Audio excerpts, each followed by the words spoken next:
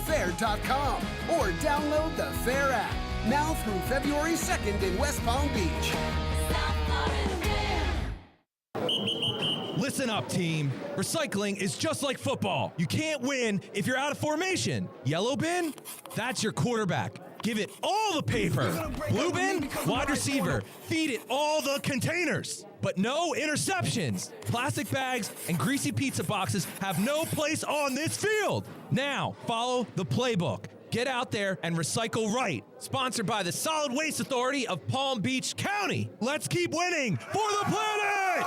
In South Florida, when it's time to get back in the game, there's a name you need to know. HSS Florida. HSS ranked #1 in orthopedics for 15 years in a row by U.S. News and World Report. HSS brings world-class care to Palm Beach and Wellington. Whether it's a joint replacement, sports injury, or orthopedic trauma, HSS Florida treats athletes of all ages. Visit hss.edu/Florida to schedule your consultation today. HSS Florida, where champions and everyday people alike get the care they need to stay at the top of their game. Now, it's time for a little R&R. Ball into the bucket, lays it up and in. Ball game, Rizzo! Live in the Anajar and Levine Accident Attorney Studios, this is Russo and Rizzo on ESPN 106.3. This team is going to be tough when they finally get it together. Sit back and relax. Let Russo and Rizzo take you home. Oh, mercy! Light him up, Colin!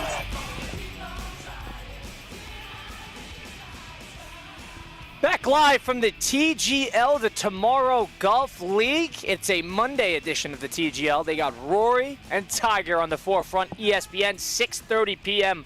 on that one. Should be a whole lot of fun, but we're live outside in this beautiful weather in Palm Beach Gardens, Florida. Hi, buddy.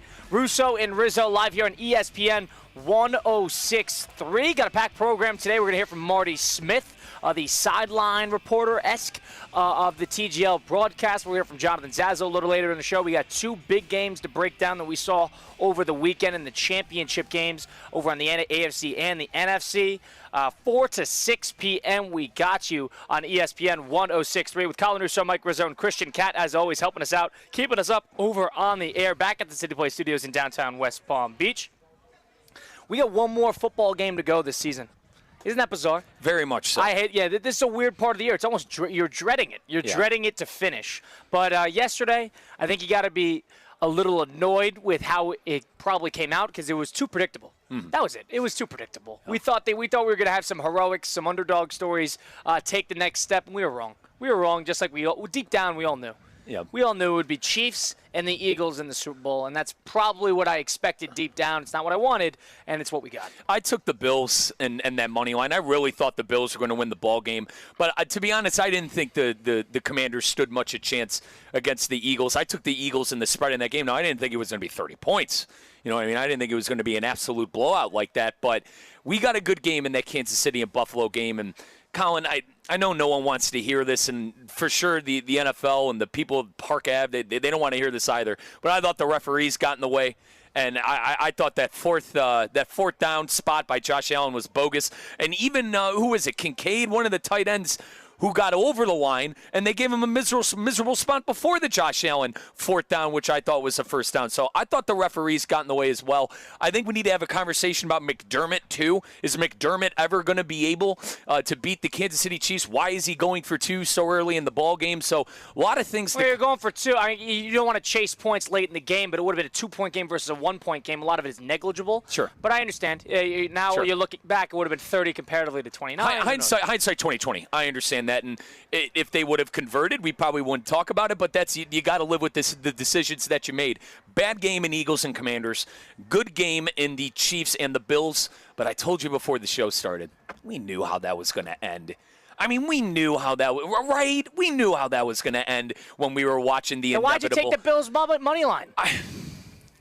It's like I didn't. It was one of those things where, at the moment, you're like, oh, God, this could finally be the year, right? This is finally going to be the year Josh Allen gets over the hump of the Chiefs and Patrick Mahomes.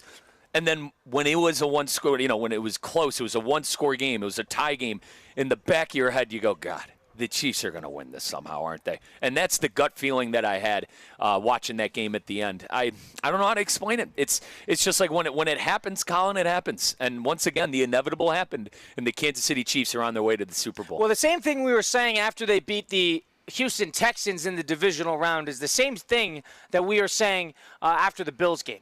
There are a multitude of times in this game where the refs got in the way.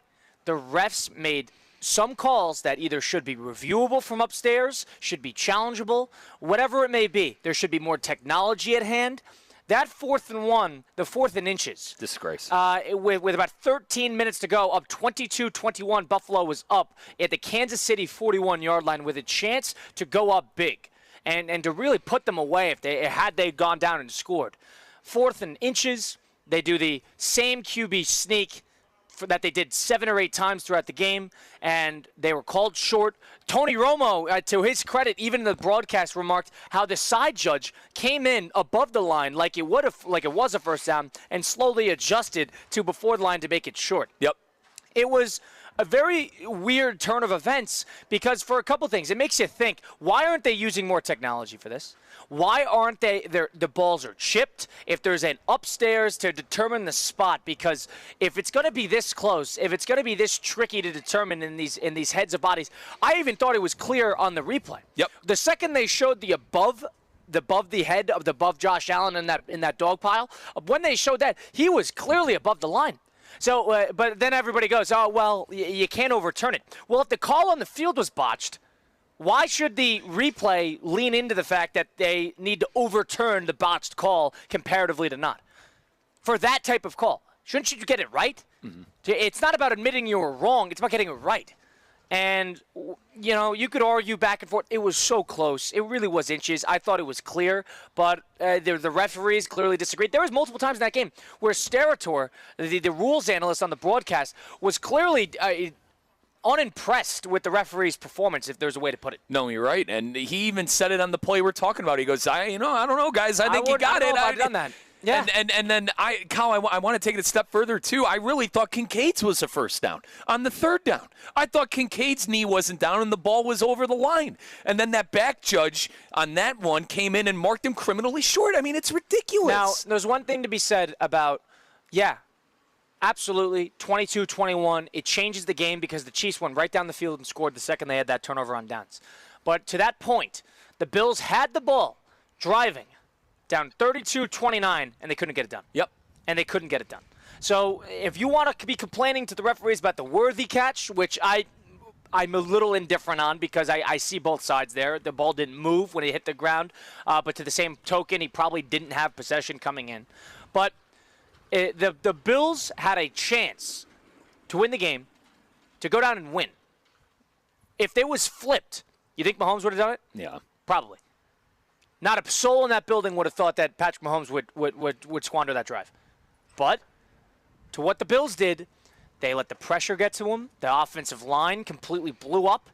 And a little conservative play calls here and there put the Bills in a tough spot.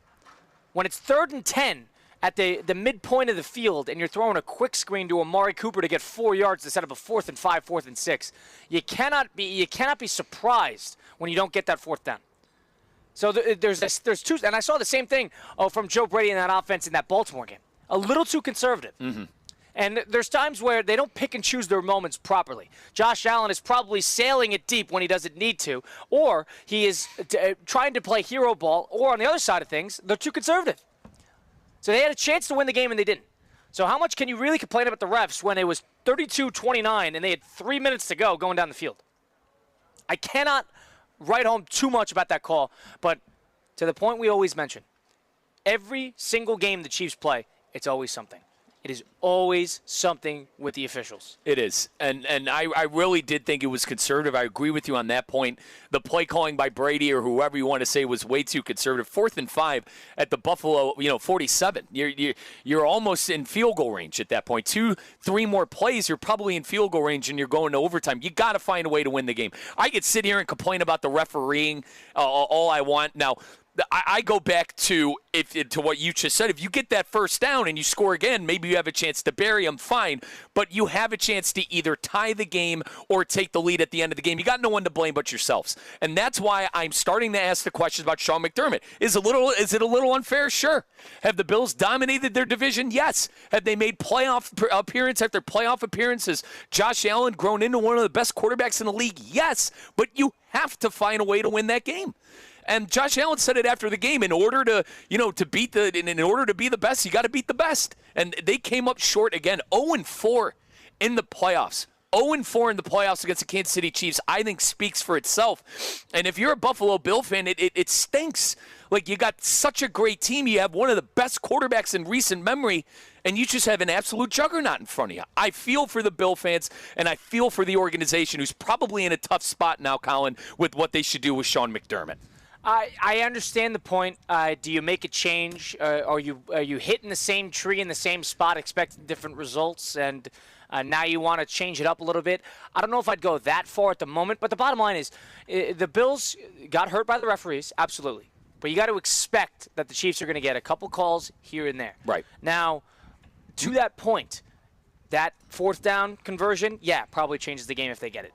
But to the same token, 3 minutes to go, going down the field, down 3 points, you got to make something happen. At the very least, getting a field goal. You're already on the 47-yard line. So you can't get conservative on 3rd and 10, throwing a bubble screen to Amari Cooper, expecting him to turning it into a 4th and mid instead of going for the first down. Mm-hmm. I thought that was a little conservative, running the ball a little earlier that drive. Stayed away from James Cook. Lot to do. But it's Russo Rizzo on ESPN 1063 live from TGO. We're going to be joined by Marty Smith on the flip side of things, the sideline reporter of ESPN. You can hear him on Marty and McGee on ESPN Products as well on ESPN Plus. We'll get into that next. Stick around. Russo and Rizzo, ESPN 1063. Live from the Anajar and Levine Accident Attorney Studios. Anajar and Levine Accident Attorneys. Call 1-800-747-FREE. This is ESPN 1063. Tired of being sidelined by a sports injury? Get back in the game with Baptist Health Orthopedic Care. Whether you're a professional athlete or even a weekend warrior, you can get back to doing what you love with our compassionate orthopedic team. Experience a new level of care and get back to your best. Welcome to being treated like a pro. Make an appointment today at baptisthealth.net/ortho or call 833-556-6764. Hi, I'm Michael Manzo, owner and founder of Manzo's Italian Deli, and Stop, Dad. After 20 years, people are tired of hearing your voice. Yeah, and your lame-ass commercials. Fresh prosciutto, mozzarella, outstanding. Oh, please. There's only one reason Manzo's is voted #1 deli in Palm Beach County for 20 years. Our mother. She makes sure you prepare everything from scratch using only the freshest ingredients. Mansour's Italian Deli is located on Palm Beach Lakes Boulevard, right next to Rain Dancers. Is that a strip club? No, it's a steakhouse. Mansour's is open weekdays from 8 to 5 and offers free delivery. So stop by or call 697-9411. That's 697-9411. we also specialize in hot and cold catering for corporate functions and special events. Just ask anyone who was at my last birthday party. This is the Delray Beach Open. Don't miss today's top professional tennis stars and legends in downtown Delray Beach. February 7th through 16th. It's 10 days of tennis on the Ave. 140 miles per hour races, parties, music, art, and all the good vibes. Come for the nonstop action on and off the court. Snap pics and post memories at the DBO. Join us for a jam-packed week of ATP tennis matches. More fun, more food, more drink, more parties, more of everything. DelrayBeachOpen.com for info. Hey everyone, it's Cade Shumslin. Every week, Land Rover Palm Beach supports local student athletes as they grow on the field, in the classroom, and in the community by naming a Player of the Week. This year, $35,000 will be rewarded to student athletes and their schools. Tune in to ESPN West Palm High School Game Day every Friday night as I unveil this week's featured athlete. If you have a great performance that I need to know about, DM us at ESPN West Palm, Land Rover Palm Beach, above and beyond. Business owners, are your employees driving you nuts? Is money tight? Or have you just poured your heart and soul into your business and now it's time to retire and just relax? At Transworld Business Advisors, they have buyers from all over the world ready to buy your business now. Call for a confidential conversation about your business's current value. 561-203-5121. That's 561-203-5121 or visit tworld.com today.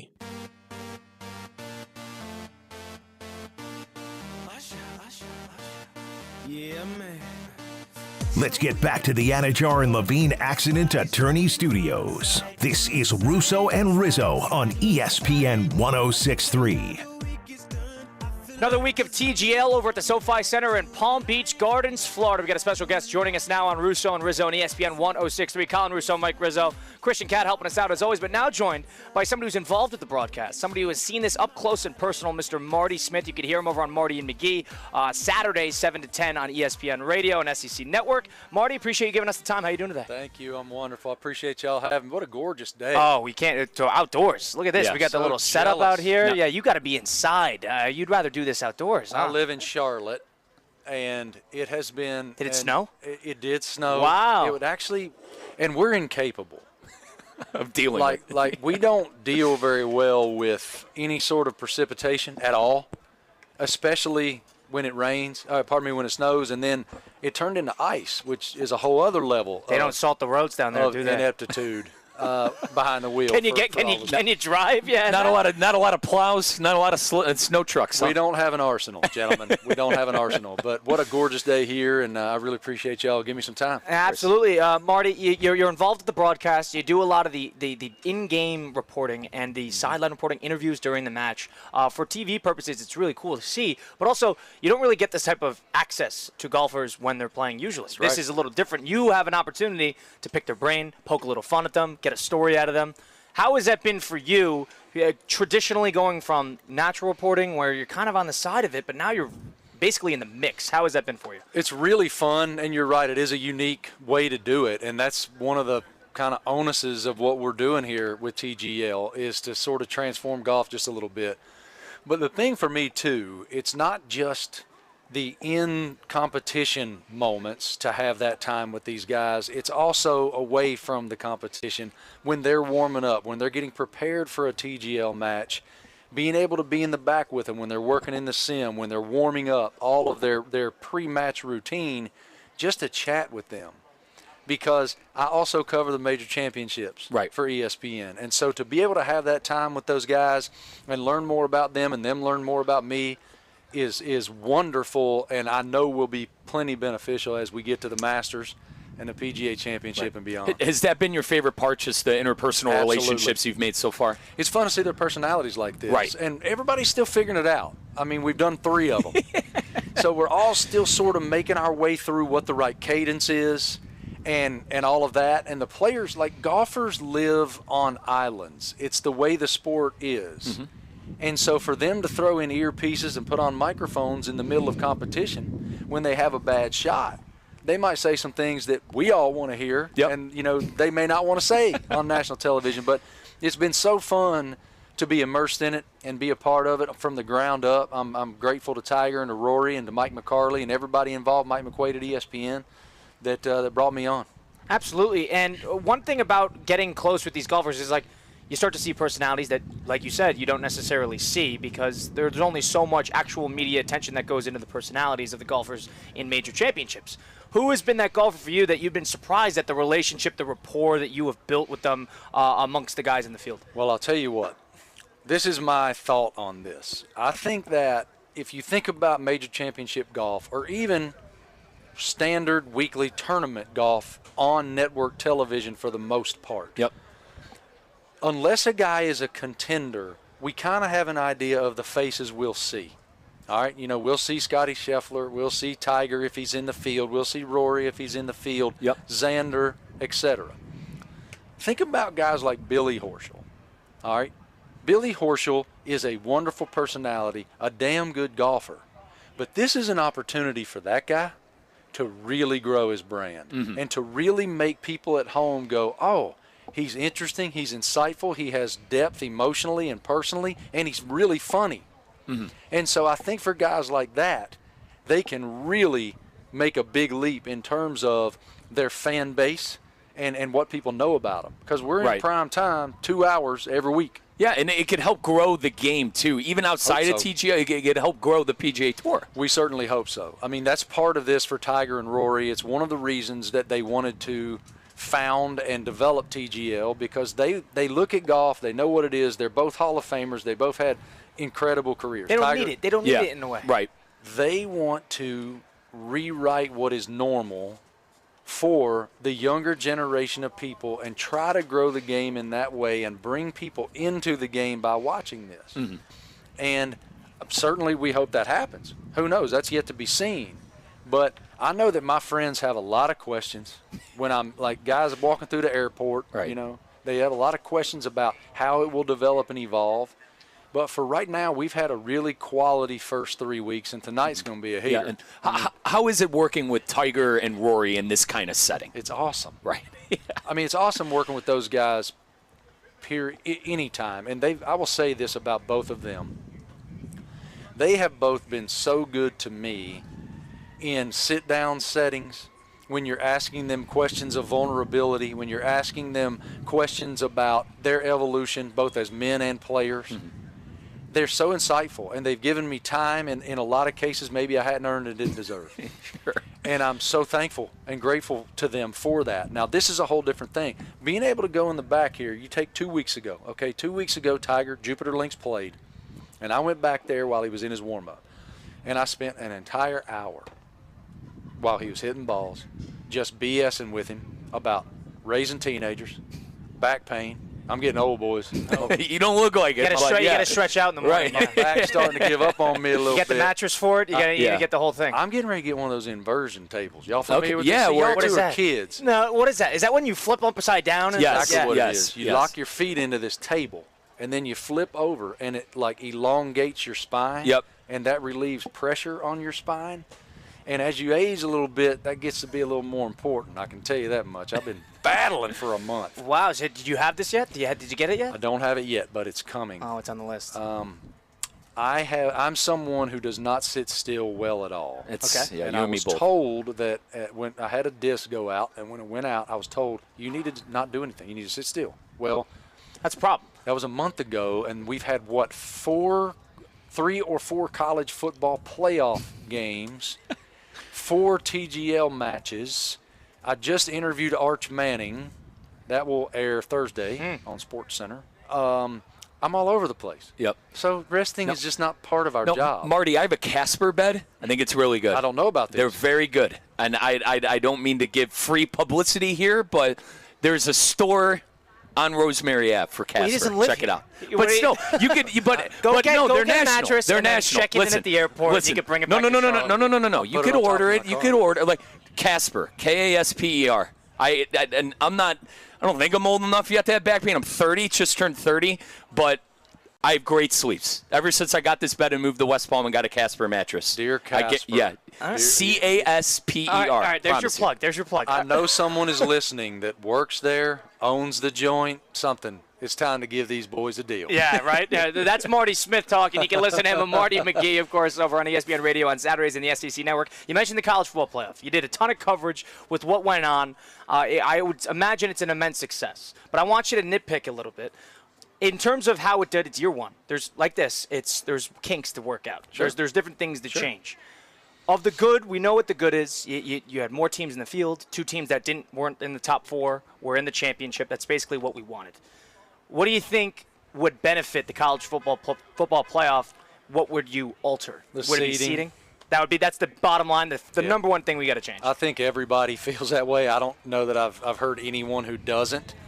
When you look at the paths for various teams and who earned what during the regular season, it was weird to see how it unfolded. But I will say this, for this entire college football season, fellas, I could sit here for 3 damn hours and I could complain about things that I believe are broken in college football. With transfer portal windows, with unlimited, unmitigated, unregulated free agency, with all of the come play for us for more money, pay for play. I could go on for days. However, at the same time, I don't remember a college football season that was more thrilling from the jump than this one was. Because genuinely, you didn't know who could beat who any given weekend. And in my lifetime, I don't know that I remember that. You had Arizona State and BYU late regular season in a play in your in-game. Correct. Which is what you want. If you want, instead of the Ohio State-Michigan game being the sole deciding game of a certain seed, you got a whole 20 field of teams that could do it. All right, so I got a question for you, Buckeye. Yes. In what ways, if at all, does the 12-team playoff now dilute the magnitude of the game? It's a Michigan game. Because if you lose the Michigan, say we were in the old format, Ohio State loses to Michigan, they're out. They're playing in probably the Rose Bowl. And every Buckeye fan is mad, and Ryan Day's probably out of a job. That's probably the truth of the matter.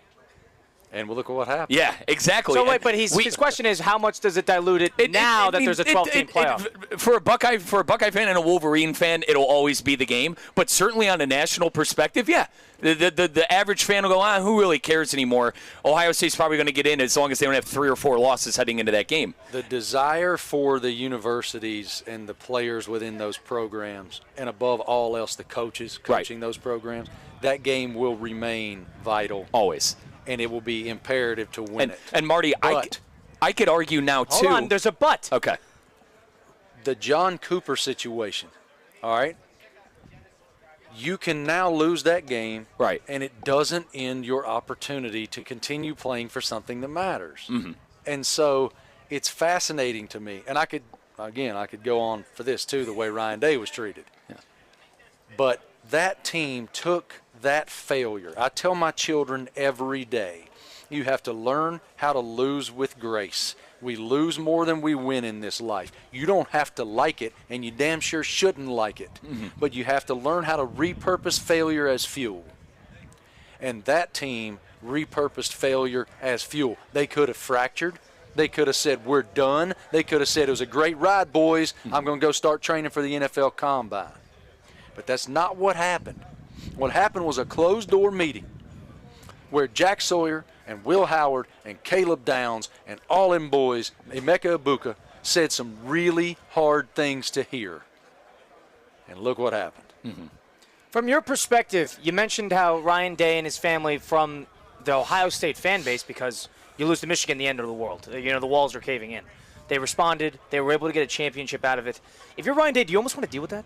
Is that are you interested in dealing with that? Because what happens next year? If they lose to Michigan again, do they have to deal with that 4 weeks, 5 weeks of scrutiny, and then they have to win it all, and then all of a sudden you're exempt? I don't think he's alone. Now, I will say nothing surprises me anymore. But now he's won this championship. He's delivered. He joins a very select few men who have ever delivered a national championship to Columbus. But he could go, hypothetically, coach an NFL team tomorrow, and have a whole lot less stuff. Like, he wouldn't have to deal with a lot. Could you blame him in that situation if he were to do that? No. And even as a Buckeye fan, I don't. And especially with it, and you're kind of opening the curtain up a little bit for us how bad things were. It was not good. And how awful things truly were. And I wouldn't necessarily blame him for wanting to get rid of that. Now, I want to say, too, as far as the rivalry point, I think this is the biggest it's been in a while. Because Ohio State just won a national championship. They lost 4 in a row to Michigan, and Michigan won 2 years ago. And they beat Ohio State the year they won the national championship. Marty, I think this upcoming game is going to be absolutely huge because I expect Michigan to be good next year, and I expect Ohio State to be good again next year, too. Well, Julian's saying. What do you think? Oh, man, he can rip. I think he can rip it, too. And I worried about his size, but everything I've read from everyone who knows, ball about quarterbacks and a Nick Saban kid, and he's got a quick release. I'm very excited for what I've heard. He's going to have a kid, well, we think. We think he's going to have a kid wearing number 4 on the perimeter. That helps a lot of things. Yeah, you and I can go throw to him, and we'll be okay. Marty Smith, I want to pivot really quick to what happened last night and what happened yesterday in the NFL. Because the Washington game, things got out of hand quickly. The 12-20, the fumble, lost the game. But that Bills game. And Bills Chiefs, all of a sudden, it's every year, every game, it's almost the same story. I know. The Chiefs do what they're supposed to do. They play situational football. They get a couple favorable calls, and people run away with the calls. Your reaction to the 4th and short miss, to the Xavier Worthy catch. Chiefs, once again, doing what the Chiefs do. Buffalo on the short end of the stick. What's your reaction? I'm sick for Josh Allen. Yeah. He is in this moment that all of those PGA Tour guys were in playing against Tiger. He's in this moment where all those NBA guys were in when MJ and Scotty had it humming. You think about the transcendent, dominant, indescribable talents that come along that are unicorns, and Mahomes is one of them. I mean, that last touchdown, I think it was the last touchdown, right, where he ran it in off the right side there. If you go back and watch that play, I watched it a couple times on the plane down here this morning. You watch Travis Kelce on that play, all right? Travis Kelce was not watching football. It would be easy for Travis Kelce to just stand there and watch football. Yeah. But he sought out contact. He sought out contact. It was a tremendous block at the goal line and ushered his best buddy to the promised land to send them to the Super Bowl again with an opportunity to make history. Right. I think it's something to say about, they're going to be the Patrick Ewings to what Jordan and Pippen did. I think there's something interesting to that because we go just back one era where Roethlisberger got a few. Manning's got a few. Drew Brees got one. Man. Rodgers got one. Even with Brady around. Yeah. This is Mahomes every single year. It feels Do you have a little Chiefs fatigue? Is there something? All right, we know how great they are. You don't need to tell me how great they are. Can we be done with them, please? Is that your perspective, or are you embracing this dynasty? Since I don't have a team, I just don't. We were talking about this before we came on air. Right. I don't cheer for teams. I cheer for people. And I will tell you that I would love to have seen Josh have the opportunity to play for a Super Bowl. I think they have a team capable of winning it, even though the Eagles are really, really good. Mm-hmm. I'll be fascinated to see what happens on February 9th because this is, of course, is a rematch, as it were, from a couple years ago. And Mahomes and those guys just seem to so understand figure it how out. to take advantage of every weakness. And so much of that is just his clairvoyance as a player. He's just a genius, man. He's a savant. Now, what did the Bills do? What did they do with McDermott? Because you keep it, man. You know how hard it is to win. And that's the conversation we had earlier. It's like they're in a horrible spot. I don't want to call it similar to what the Ohio State was and whatever, but like he can't get past a specific team. And it's really just that team to where the fans have a gripe with. So, Marty, what do you do? What do you do? You got to keep them? I re-rack it exactly like it is. Wow. I mean, they're one of the best franchises in sports right now. Mm-hmm. And if I was that fan base, I would be invigorated. I would be annoyed at Kansas City if I were them because they did just your same old thing. Mm-hmm. Every single year. It's this same hurdle we just cannot leap. But at least they're in the conversation. You know how many franchises would die to just be in the conversation? Look at Washington. Yeah. Washington has been a complete irrelevant afterthought for more than half my life, for your whole life. Yeah. 90s, yeah. Seriously. Yeah. Until right now. Yep. Yeah. And a lot of that is obviously change of ownership. You got the Quinn in there, knows what he's doing, new general manager. They kind of revamped everything. Now, they got a quarterback, man. Yeah, they do. And I can't put any blame on any of the quarterbacks who lost yesterday. I think Allen played a good game. He played a winning game. And I thought Daniels, that game got out of hand, but it was the other players fumbling in tough spots. Some people were pretty critical of Lamar a couple weeks ago. I think Andrews. the first half Lamar was a little shaky, but he played a winning football game and a clutch football game in that second half. Yep. A lot of the times you run into the juggernaut, it's not your time, and you get beat. The Eagles are a perfectly well-rounded team. They have everything. And that's why I give Washington, I think they're still throwing a parade with the season they had. I think they would trade anything to have that type of season again. Now, to your point, it's hard to win. You can't necessarily blame McDermott because he is running into the same brick wall that won't move for anybody. Tell me, I want to know a specific example of that game yesterday where Sean McDermott did something wrong. Because every play matters in football. People don't believe that. People who don't who watch ball and follow the ball all the time, they can. It's never a one play thing. Mm-hmm. Football is a building block sport, and it's why it's the best sport. Do you have a problem with how the referees handled it with that 4th and short? It was weird how the two side judges had completely different Romo, spots. and I give Romo credit for actually circling that, and that's something they don't do. They don't do that. That's an Aikman thing to do, and he rolled his way in. It was very interesting that they had completely different spots, a yard apart or 2 yards apart, whatever it was. And the other one moved in instead of the other one moving out. Boys, I thought Kincaid got it, and then I thought Allen got it. I thought they had a first down on 2 plays, and lo and behold, they turned it over on downs. So crazy. It's the same story every year with Kansas City. Now, looking ahead, of course, we're at the TGL, joined by Marty Smith on Russo and Rizzo. Looking ahead really quickly, Super Bowl, are we looking at a three-peat here? I mean, I'm sure that, I think, what are they, a 1.5 favorites? Point and a half favorite, 49.5 over/under. So it's kind of a push at this point. Right, it's a pick 'em, Marty. I don't know, man. I'm kind of hot on the Birds. I really like their balance. Jalen is going to have to throw the football to win the game. Yeah. It'll be really important because Kansas City and Spags are so good, especially with 2 weeks to prepare.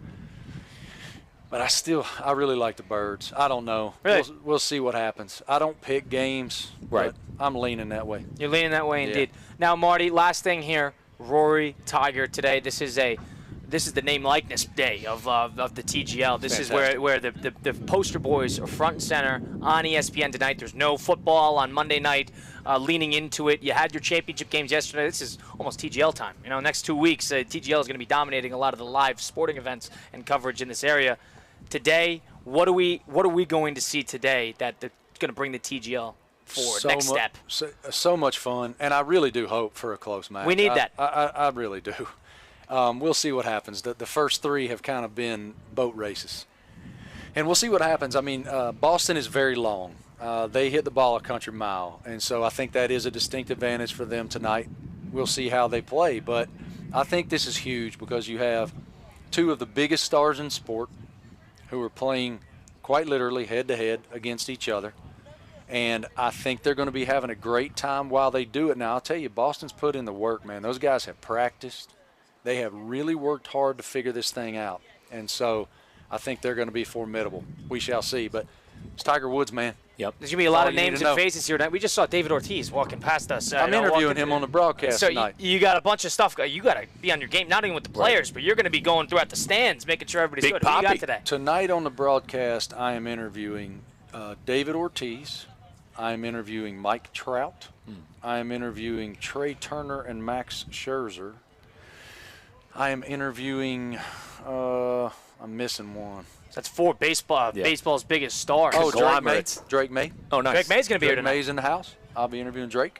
A lot of guys tonight. So during the broadcast, outside during it. Wow. Okay, so you're gonna be busy, man. It's so fun. What a dream. Exactly. Big deal, right? Big Papi, man. I'll tell you what, Big Papi, that was my childhood, Marty, and those series against the Yankees. I mean, that's as big as it gets. I'm going to ask him if he has any message for his friends in Boston, and we'll see if he goes there.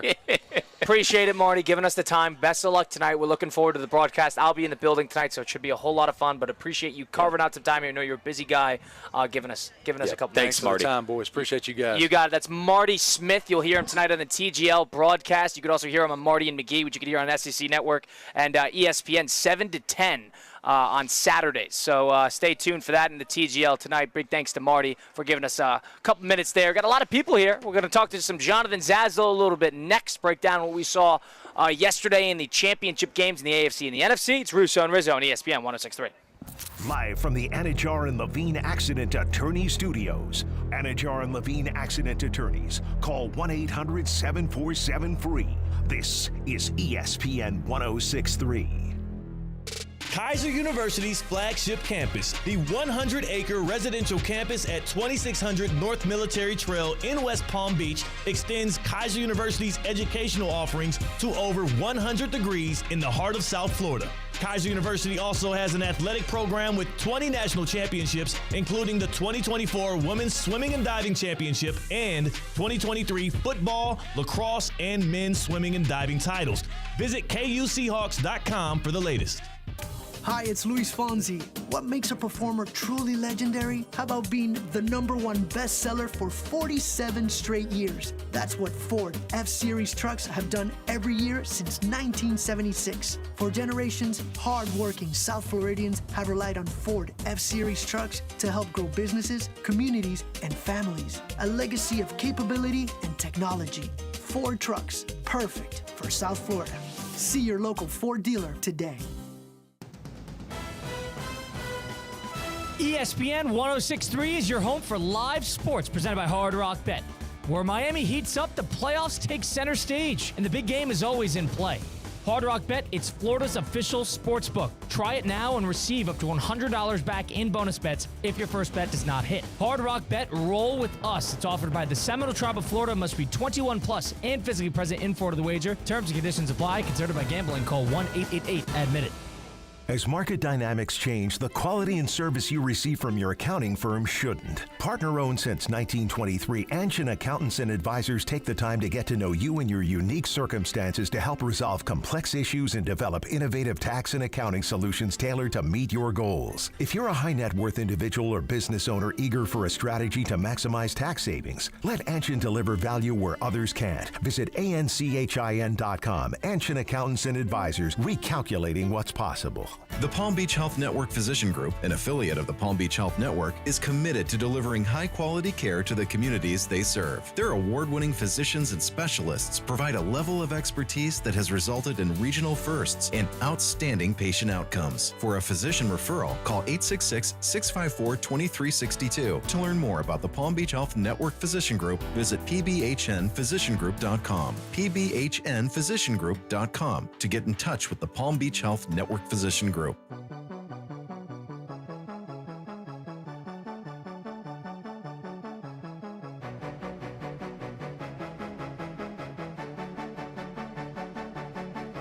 Let's get back to the Anajar and Levine Accident Attorney Studios. This is Russo and Rizzo on ESPN 1063.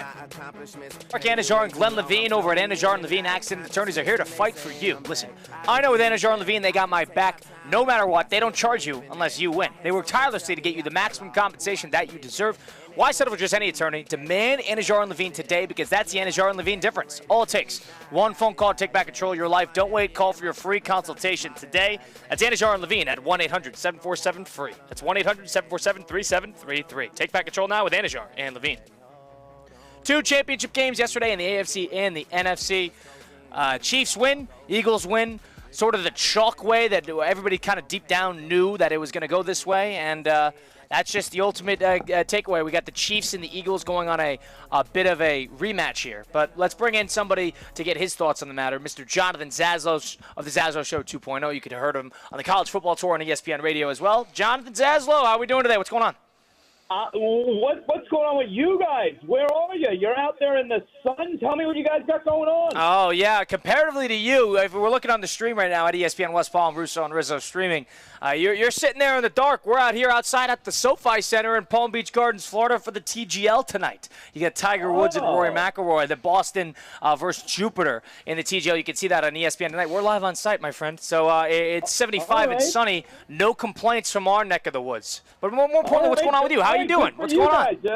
You're men about town. Good for you guys. I'm just sitting here. I'm in the Zaslow Mansion hanging out with you guys right now. I'm doing all right, though. You guys are good? You enjoyed the game yesterday? All right, well, let's talk about the games yesterday. Of course, the Eagles, the game got out of hand quickly. But let's start with what we saw in that Chiefs-Bills game. A lot of the same. The Chiefs situational football, controlling the game, a couple things going their way here and there. Is this a refs thing to you? Is this the Bills are just never going to get over the hump? We're just going to wait till Kansas City is done? What is your takeaway on what we saw yesterday in the AFC title game?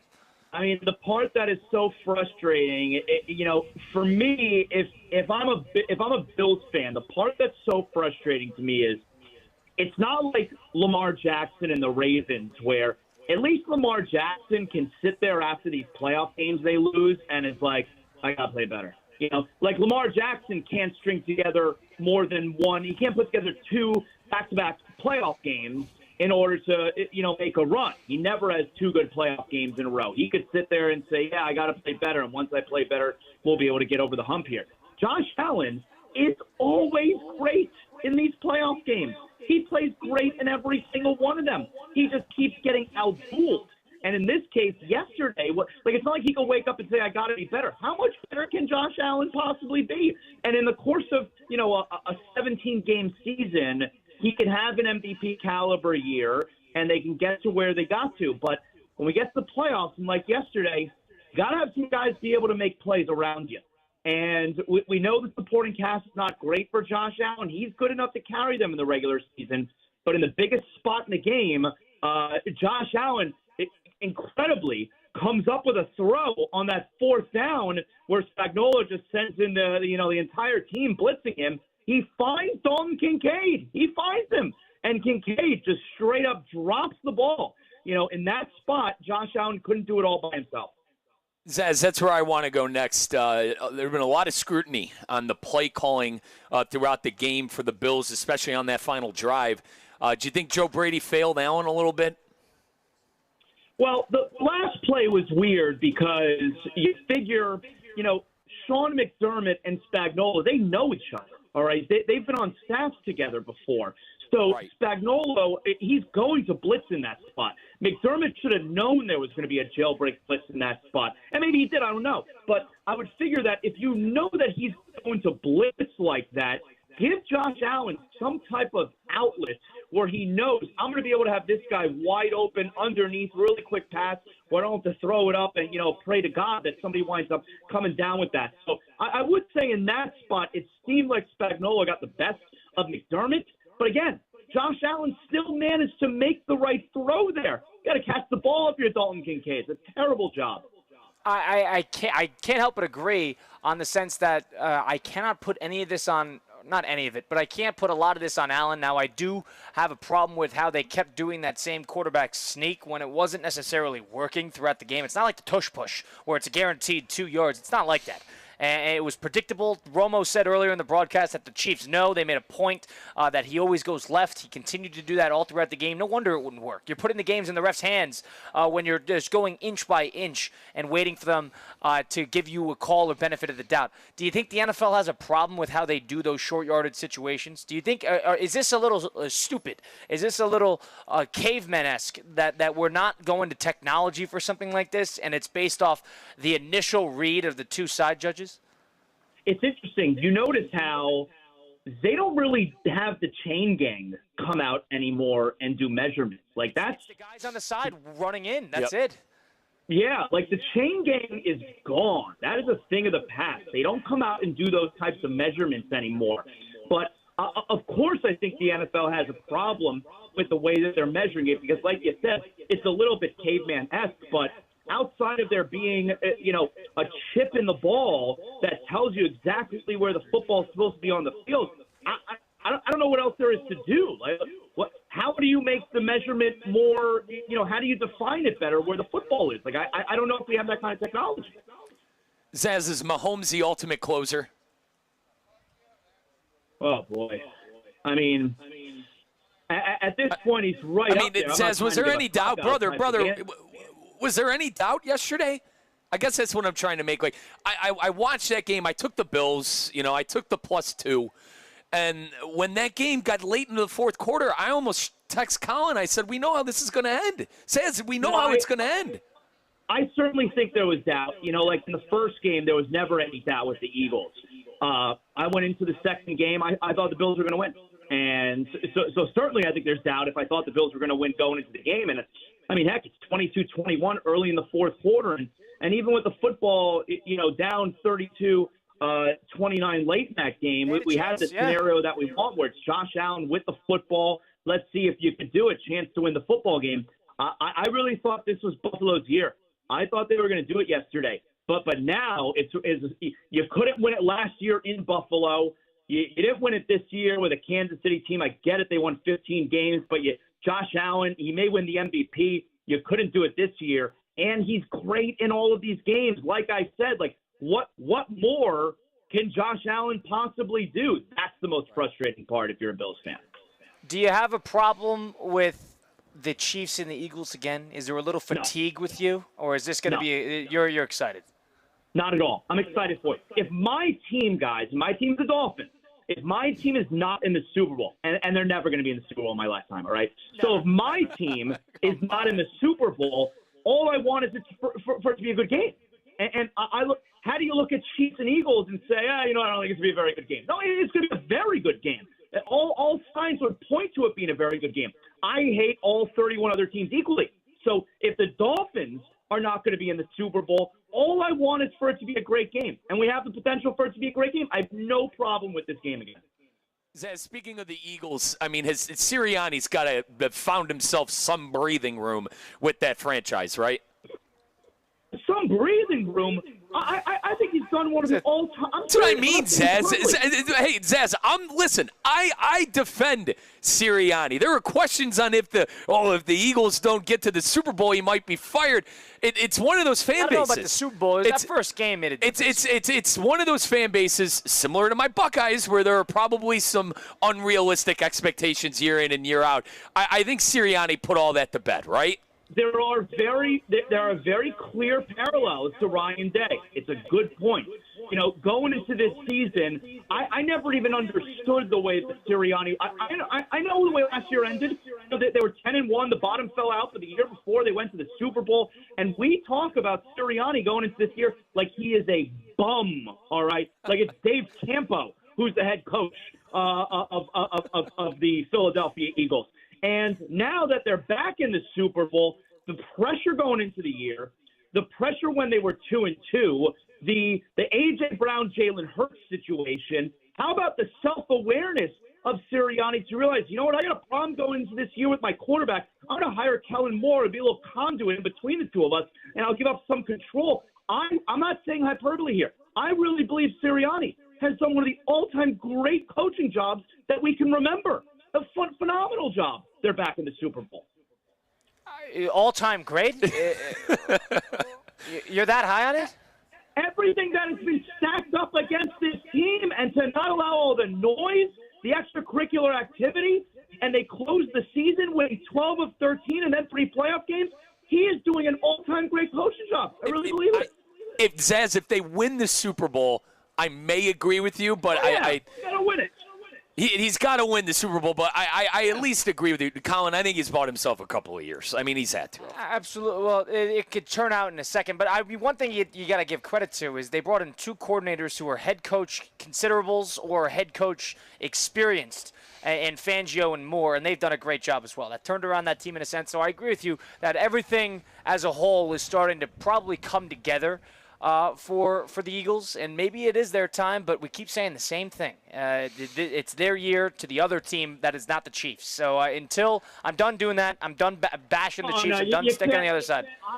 I think the Eagles can win. You can't pick them. I mean, what do you do? You can't pick them. You can't pick them. Not anymore. Not for a three-peat on the line. With 2 weeks, not with a three-peat on the line. You can't do it. And no matter how good you think they are. I totally think the Eagles can win. You're nuts if you pick them. You cannot pick against the Chiefs at this point. You're falling for the rope-a-dope. Zaz, I've got to ask you something. You're a Dolphin guy. I'm a Jaguar guy. I get it. We've been tuned out of the season for the better part of 2 months. And this is sort of a yearly occurrence where your teams are sort of not really involved in it. The Dolphins have had a couple good years.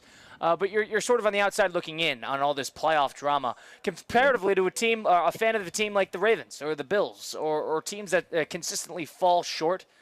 Would you almost understand the other side and thinking that I'm almost a little better off saving myself all this failure and pain? Do you think like this? I know Christian, our producer, is a Ravens fan, and he mentioned this to me today. He's like, is it better to just be tuned out by week 3? Is there something to that, or what's your perspective on this? It's not better to be tuned out by week 3. You want to at least enjoy the season. Like, as a Dolphins fan, I was in it till week 18. Like the Dolphins were able to fool everybody that they had a chance at making the playoffs until the final day. So at least I was invested every single week, all right? I don't want to be out of it in week 3 or week 4. But yesterday is the type of day where I do think to myself, when the Bills lose that game, that if I'm a Bills fan, I'm thinking to myself, why do I even like sports? Like, why do I put myself through this? What's the point in liking sports when I'm obviously feeling miserable about what happened yesterday? So I do understand where Kristen's coming from there, where you don't necessarily want to put yourself through the agony. I get that. No, that sounds like a spoiled fan. And Zaz, if you guys were what was the word you used? You guys were tuned out. If you guys were tuned out, I was Sleeping Beauty then with the football team that I root for. Zaz, give me a storyline outside of the three-peat for the Super Bowl. Is it the Sirianni effect that we talked about, or are you looking at some other things other than the three-peat coming up? Well, I think we're going to hear a lot about Kelsey and whether or not he's going to retire. And that kind of snuck up on me, the idea that maybe Kelsey's going to retire. But apparently that's a real thing, especially if they wind up winning, where it's like, all right, let's go right out on top. So I think stories about it possibly being Travis Kelsey's last game, we got 2 weeks here. We're going to hear every story ad nauseum. I think the idea that this could be it for Travis Kelsey could be a storyline to keep an eye on. Now, what about Reed? How about Reed? I don't know what else he would do with his life. He seems like he's going to coach football. Like, I'm serious. He seems like he's going to coach football forever. Like, why would he stop coaching? And on top of it, he's not as close as Belichick is, but Belichick is not going to get Shula's record now.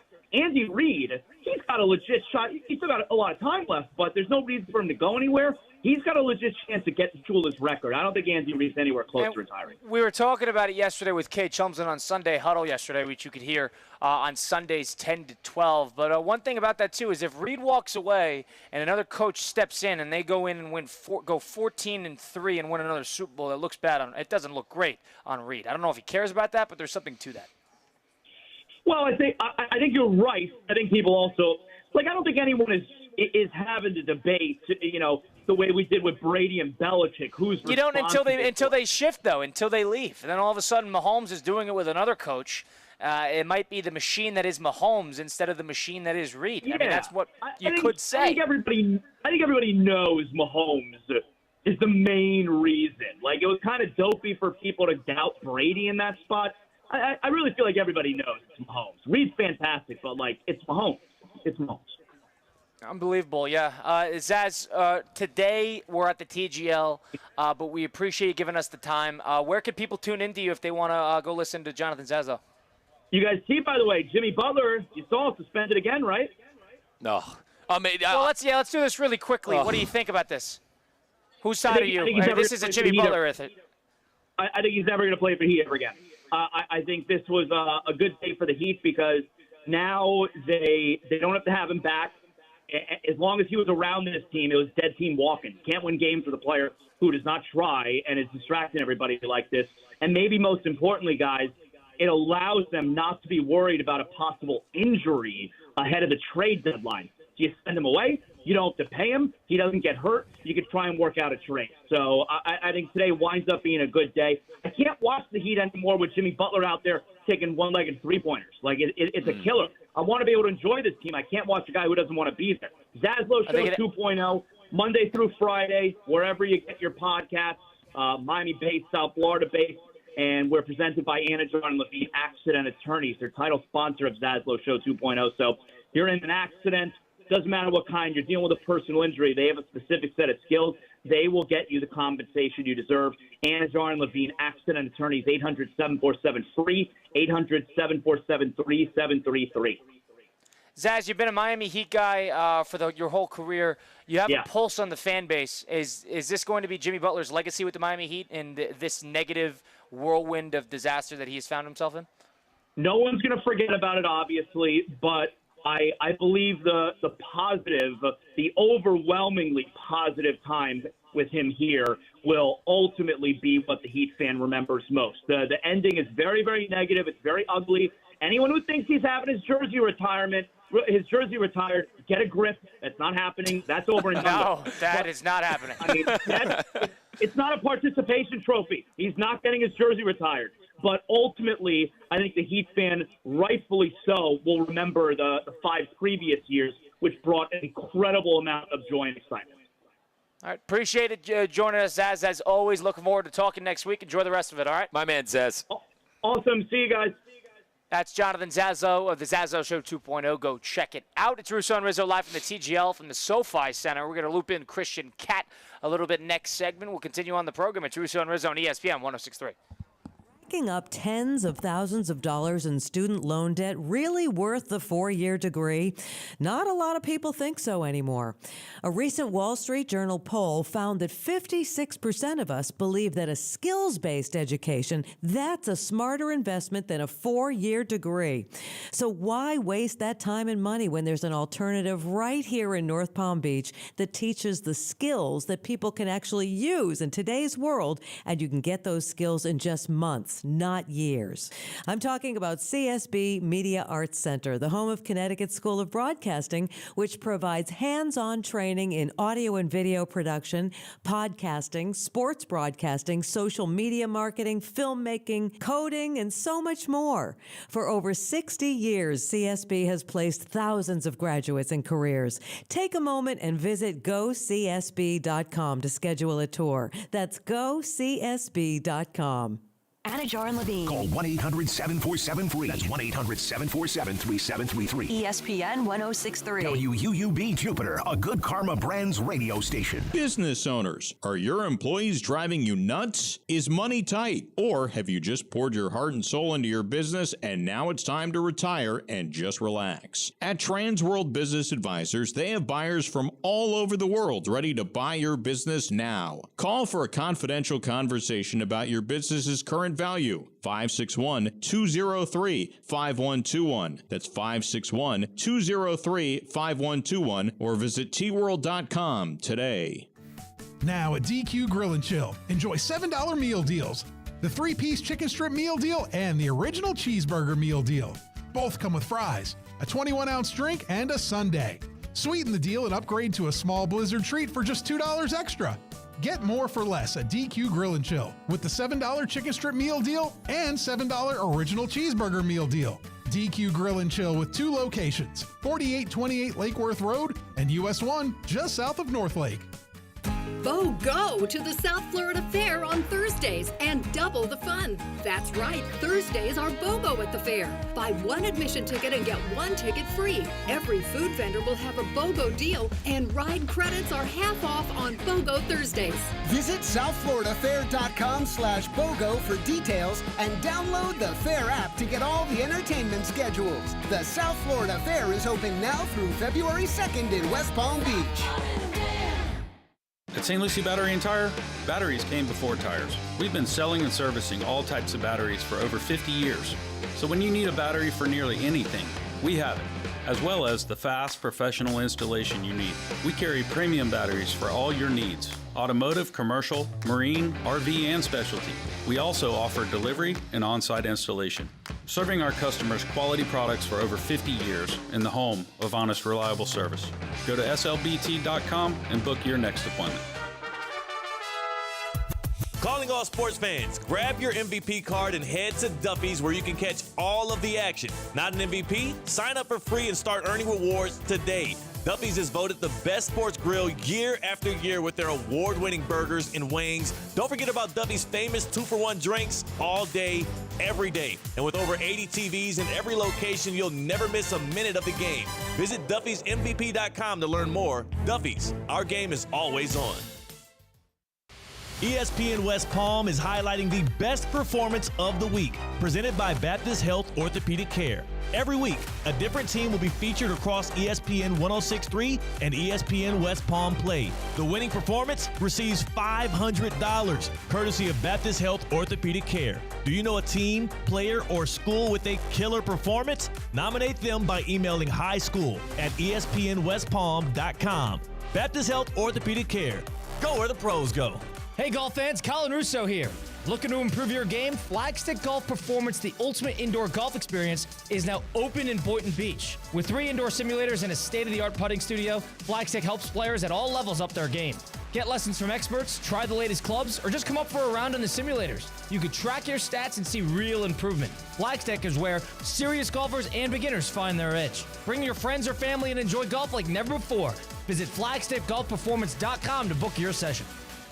Hi, it's Evan Cohen from Unsportsmanlike, and when it comes to the NBA, I'm like a kid in a candy store. Give me the rivalries, the highlights, and the drama. I want it all. Tonight, no tricks, just heat. When the Magic are in Miami, live from the Kaseya Center, it's Heat and Magic pregame at 7 here on ESPN 106.3. Hi, Kevin Dalton here from the Unlimited Auto Wash. Enjoy unlimited inside and out hand washes for just $49.95 per month. And during January and February, if you join our club, you'll only pay $25 a month for the first 2 months and then $49.95 thereafter. For more info, call 561-WASH-ME-TOO. Hey, it's Theo Dorsey. Spring training returns to Roger Dean Chevrolet Stadium in less than a month. Come and see the St. Louis Cardinals and the Miami Marlins in action for 30 games in 30 days from February 22nd to March 23rd. Tickets, groups, mini plans, birthdays, VIP experiences, and so much more are on sale right now. Visit RogerDeanChevroletStadium.com or stop by our ticket office today. We can't wait to see you at the ballpark. Now, it's time for a little R&R. Ball into the bucket, lays it up and in. Ball game, Rizzo! Live in the Anajar and Levine Accident Attorney Studios, this is Russo and Rizzo on ESPN 106.3. This team is going to be tough when they finally get it together. Sit back and relax. Let Russo and Rizzo take you home. Oh, mercy! Light him up, Colin! Boy, oh boy, it being 70-something and sunny here in a January evening in Palm Beach Gardens, Florida at the TGL at the SoFi Center. We got Jupiter taking on Boston tonight. That's Rory McIlroy taking on Tiger Woods on ESPN 6:30. Don't miss that. It's Colin Russo, Mike Rizzo, Christian Cat. As always, for Russo and Rizzo on ESPN 106.3. Just talked to Marty Smith a little earlier on the program. You'll hear him on the broadcast tonight, basically interviewing every celebrity you could possibly imagine, every athlete that is going to be in the building tonight. Only 1,500 people can come into the building, but there's going to be plenty of star power here, and it should be interesting. But this weather gets me into a mood, and it gets me into a mood because it feels like summer. You're in South Florida. I know it's January, but this is summer weather. This is baseball weather because it's time for baseball in West Palm Beach. Spring training is just around the corner, and Cacti Park at the Palm Beaches is the place to be. Grab your family and friends and soak in the sunshine, green grass, and the crack of the bat. Watch the Houston Astros and the Washington Nationals take on teams like the New York Yankees, the Mets, the Braves, and for the first time ever, the Toronto Blue Jays. Catch the excitement from February 22nd through March 23rd. Tickets are on sale now at cactipark.com. Don't miss your chance to be a part of the action. Secure your seat today. Going to be a whole lot of fun to see where certain players still end up. Free agency is still open, and a lot of these players have not found a home. But spring ball is great because you see the guys really getting loose for the first time. They show their personalities a bit because they're more available. They're hanging out in Florida in this beautiful weather in the early part of the season. They're not anywhere near the dog days. They're going to be a whole lot of fun. That's going to be over at the Cacti Park. We'll be there a number of times throughout the season. But it's football time. Christian Cat brought something up, our producer of the program, brought something up that's interesting to me. He brought up the fact that he asked me, it was almost from the heart, is it more worth it? Do you get more joy out of it, just being a fan of the game and not necessarily having your team out of it earlier on? You don't necessarily have to deal with the constant defeat at the end of every year where you're crushed and you're defeated and you never want to watch the sport again and you're sick to your stomach. Christian Cat, of course, is a Baltimore Ravens fan, a team that has been met with disappointment. The Buffalo Bills being another one. There's a number of teams that just, they fall short. And he brought something up. Christian, I want to loop you in here. Yeah. You said, is it worth it to be a team, to be a fan of the team like Jacksonville? So when they talk about relationships, they always say it's better to have loved and then to have lost than to have never loved. In sports, I don't even think it's that way. I think it's better to never have hope, so you never have expectations, and then once in a while, you're a college basketball fan, you storm the court, nice, we beat Kansas. I think that's almost a more enjoyable way of viewing sports. No, I don't know if I agree with that. I don't know if I agree with that because thinking from my perspective, I would have loved to have a playoff game. I would have loved to have a playoff game, win or lose. It could be ugly. You'll get over it. Give yourself a couple of weeks, but it's better off to be excited for a big game comparatively to just being tuned out by the time the end of September. What was your last painful loss in a game that really mattered? I guess Kansas City against Jacksonville 2 years ago in the divisional round. They had an opportunity to take the lead there in the third quarter. Deep ball to Christian Kirk, and it went right through his hands from Trevor Lawrence. Other than that, that was the game after they came back 27-0 against the Chargers. Other than that, it was the Patriots when they were in 2017, that Brady game when it was 20-10 in the fourth quarter, and they got the fumble, and Miles Jack came up, started running the other direction. The refs called him down. Yep. It was another situation where it's the same story every year. A favorable call in their direction. That was what the Patriots were, and that's what you dealt with. And I wouldn't I still think about that playoff run. So despite the disappointment, I still think about it. I think it's worth it. Yeah, but as a fan experience, as a fan of a team who's been pretty relevant consistently, where the expectations are built and built and built and never paid off in this era, which it's tough because only one team can win a Super Bowl every single year. Your Jacksonville years, and I can definitely speak for 2017, I forget what the league attitude towards the Jaguars was 2 years ago, but it was more of a pleasant surprise, was it not? Yes, they took people by surprise, and I guess you're right. It's sort of like the Washington, the honeymoon phase. You're going to be pleased with anything. When the expectation is not a Super Bowl or bust, I guess you enjoy it from their perspective. That I agree with. Maybe I don't have that perspective on me, but what are you saying? You would rather the Ravens would have won 4 games this year? I drove from Marco Island to West Palm Beach last night in total silence because I was stewing in anger because I was going to be surrounded by one host who is a Chiefs fan and one host who just won a national championship. And I had sour grapes, and I was sad, and I was bitter, and I was angry because my most recent fandom championship was a Washington Capitals Stanley Cup, and I watched maybe one game a year with the Washington Capitals. It's been tough. It's all making sense now. Christian's a Penn State fan and a Raven fan. Now, the Ravens, I don't want to hear your groveling, brother. You won a Super Bowl in 2013. I don't want to hear it. Okay, you've seen a Super Bowl. I don't want to hear it. Number two, that was 15 years ago, but I understand. Come on, it was 12. God, I'm that old. But, Christian, I understand on your Penn State side. I don't want to hear it from your Raven side, but I definitely understand it on the Penn State side. I think it's far. I'm like Colin with my NFL franchise. Obviously, Sleeping Beauty, and as I call myself, we haven't played relevant football in a while now. You haven't played relevant football last year. You were in the playoffs last year, but we never had a chance. Clearly, with Joe Flacco. Well, hold on, you made it to the postseason. So you always wax poetically about how you got it worse than everybody else.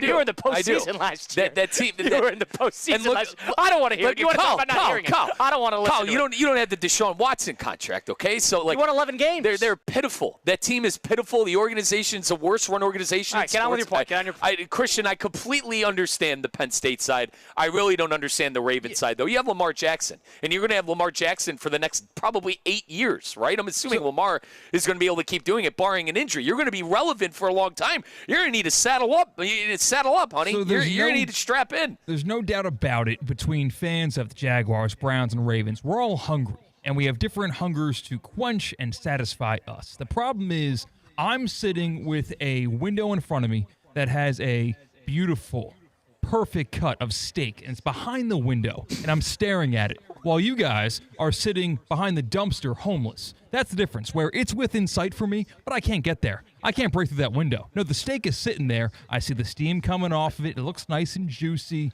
perfect, medium rare steak. I can even smell it a little bit, but I can't taste it. I can't eat it. You don't even know the steak exists. 888-760-3776. Is there truth to what Christian is saying? Is it better off to be homeless behind the bench and digging for your next meal comparatively to staring at a steak on the other side of a window? You know, you can compare this to anything, Christian. You can compare this to living situations. I mean, what are you talking about? There's a word for this. You're spoiled. You're spoiled.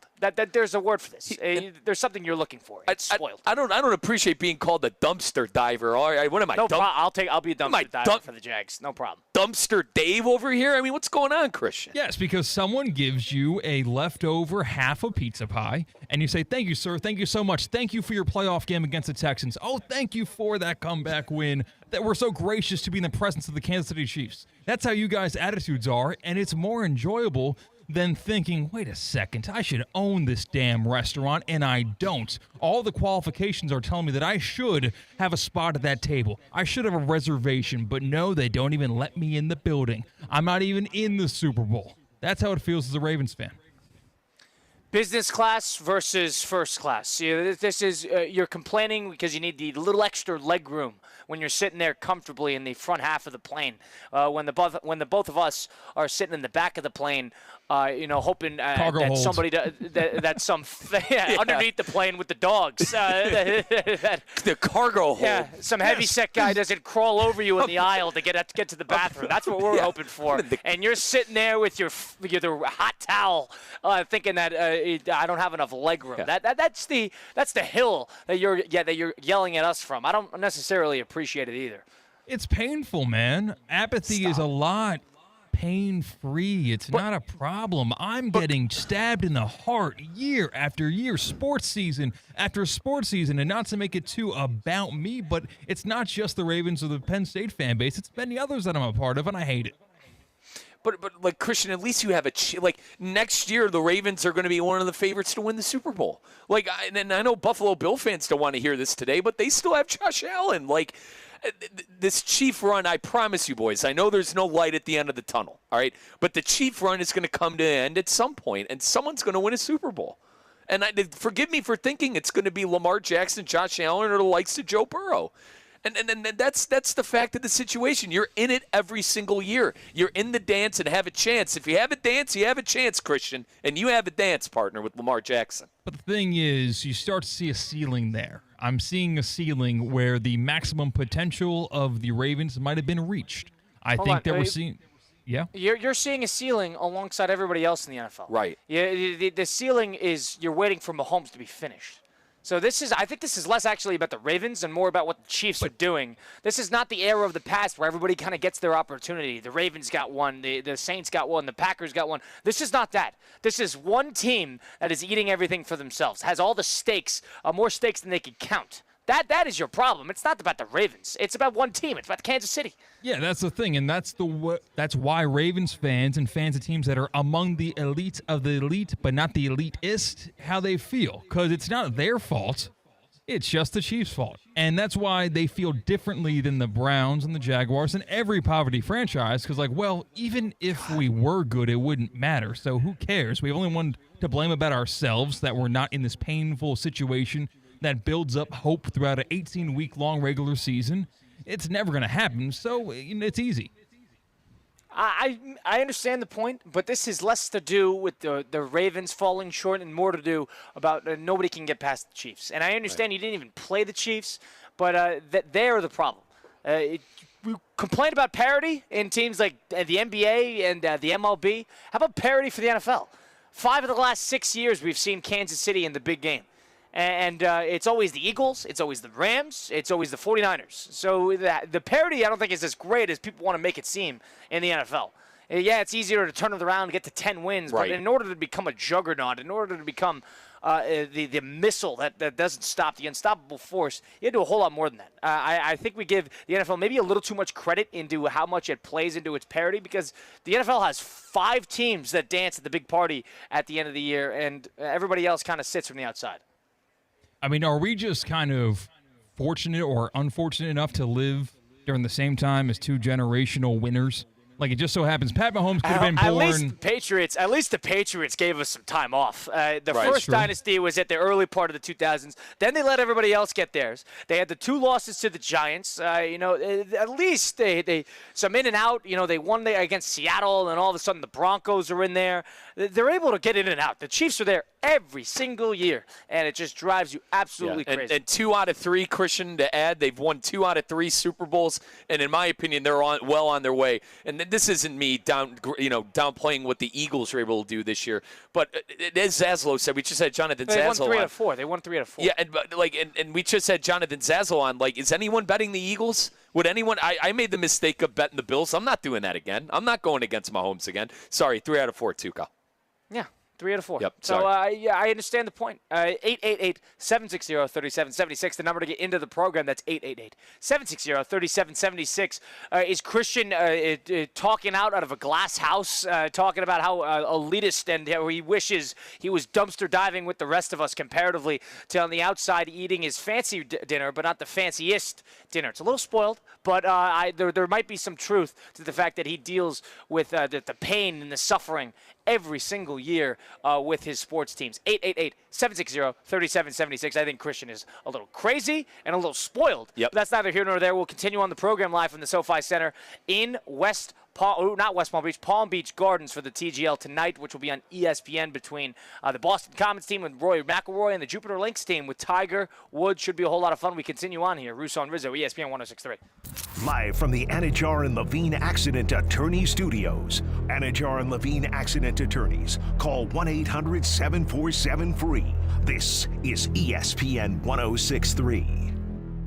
What's the Anajar and Levine difference? If you're the victim of a car crash, you will always speak to a lawyer. You'll always get the highest standard of care from our dedicated legal team, and we'll always fight to get you the maximum compensation you deserve. That's the Anajar and Levine difference. Call our legal team right now for a free consultation. Call 1-800-747-FREE. That's 1-800-747-3733. Don't wait. Call 1-800-747-FREE. In office, West Palm Beach. Getting your guaranteed maximum refund with TaxSlayer feels like saddling up and chasing down. Look at that sweet moolah! That big old cash cow.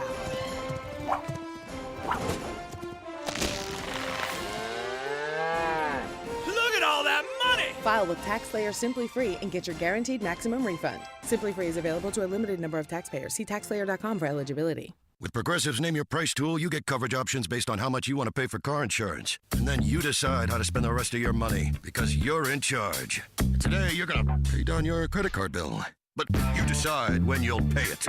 Before the due date, so those interest charges don't get you. But you decide if you pay it in full. But you definitely should, because again, interest charges. With Progressive's Name Your Price tool, we'll help you find coverage at a fair price. And then you're in charge. Progressive Casualty Insurance Company and affiliates. Not available in all states. Price and coverage match limited by state law. The quality of our choices affects the quality of our lives. So, when it comes to how you move, do you choose to see a doctor or go to the #1 orthopedic specialist in the world, backed by a team who custom tailor your treatment? Do you choose to live with limitations or live life to the fullest by going to the place that's #1 at getting people back to what they love? Choose better, move better. Locations in West Palm Beach and Wellington. Learn more at hss.edu/Florida. Want to accelerate your career as a manager or executive in the exciting industry of sports? Florida Atlantic University's MBA in Sport Management program is ranked #1 in Florida and 10th in the world. Students learn practical and applied skills from top faculty and experts who work in the industry. With a 94% placement rate for all grads, the full-time MBA program sets students up for success in the world of sports. Check out Florida Atlantic University's MBA in Sport Management program today by going to business.fau.edu. Hey, Steph Prince here, General Manager of ESPN West Palm, to tell you about a team that has meant a lot to me and this community for a long time. Bob and the team at Bradley Heating and Air Conditioning have been helping me stay cool for years, whether at home or in the office. And living in South Florida with 3 kids, I don't know what I'd do without them. Family owned and operated, serving Royal Palm Beach and beyond since 1980. Let the knowledgeable and trained team at Bradley help you with your residential and commercial needs, installation, repair, seasonal maintenance, upgrades of all makes and styles and models of HVAC equipment, and so much more. Bradley Heating and Air Conditioning does things right the first time and makes the process smooth, stress-free, and most importantly, keeps you cool. Give them a call at 561-793-7497. That's 561-793-7497 or bradleyair.com. Any need, big or small, trust the amazing team at Bradley Heating and Air Conditioning. Introducing the 2025 Land Rover Discovery Sport. Designed for those who crave adventure, style, and performance. And now it's more accessible than ever with 3.9% APR for 60 months. For well-qualified buyers, that means payments as low as $1,837 a month per $1,000 financed. Visit Land Rover Palm Beach located on Okeechobee Boulevard or head over to LandRoverPalmBeach.com today for more information on how you can take home the 2025 Land Rover Discovery Sport.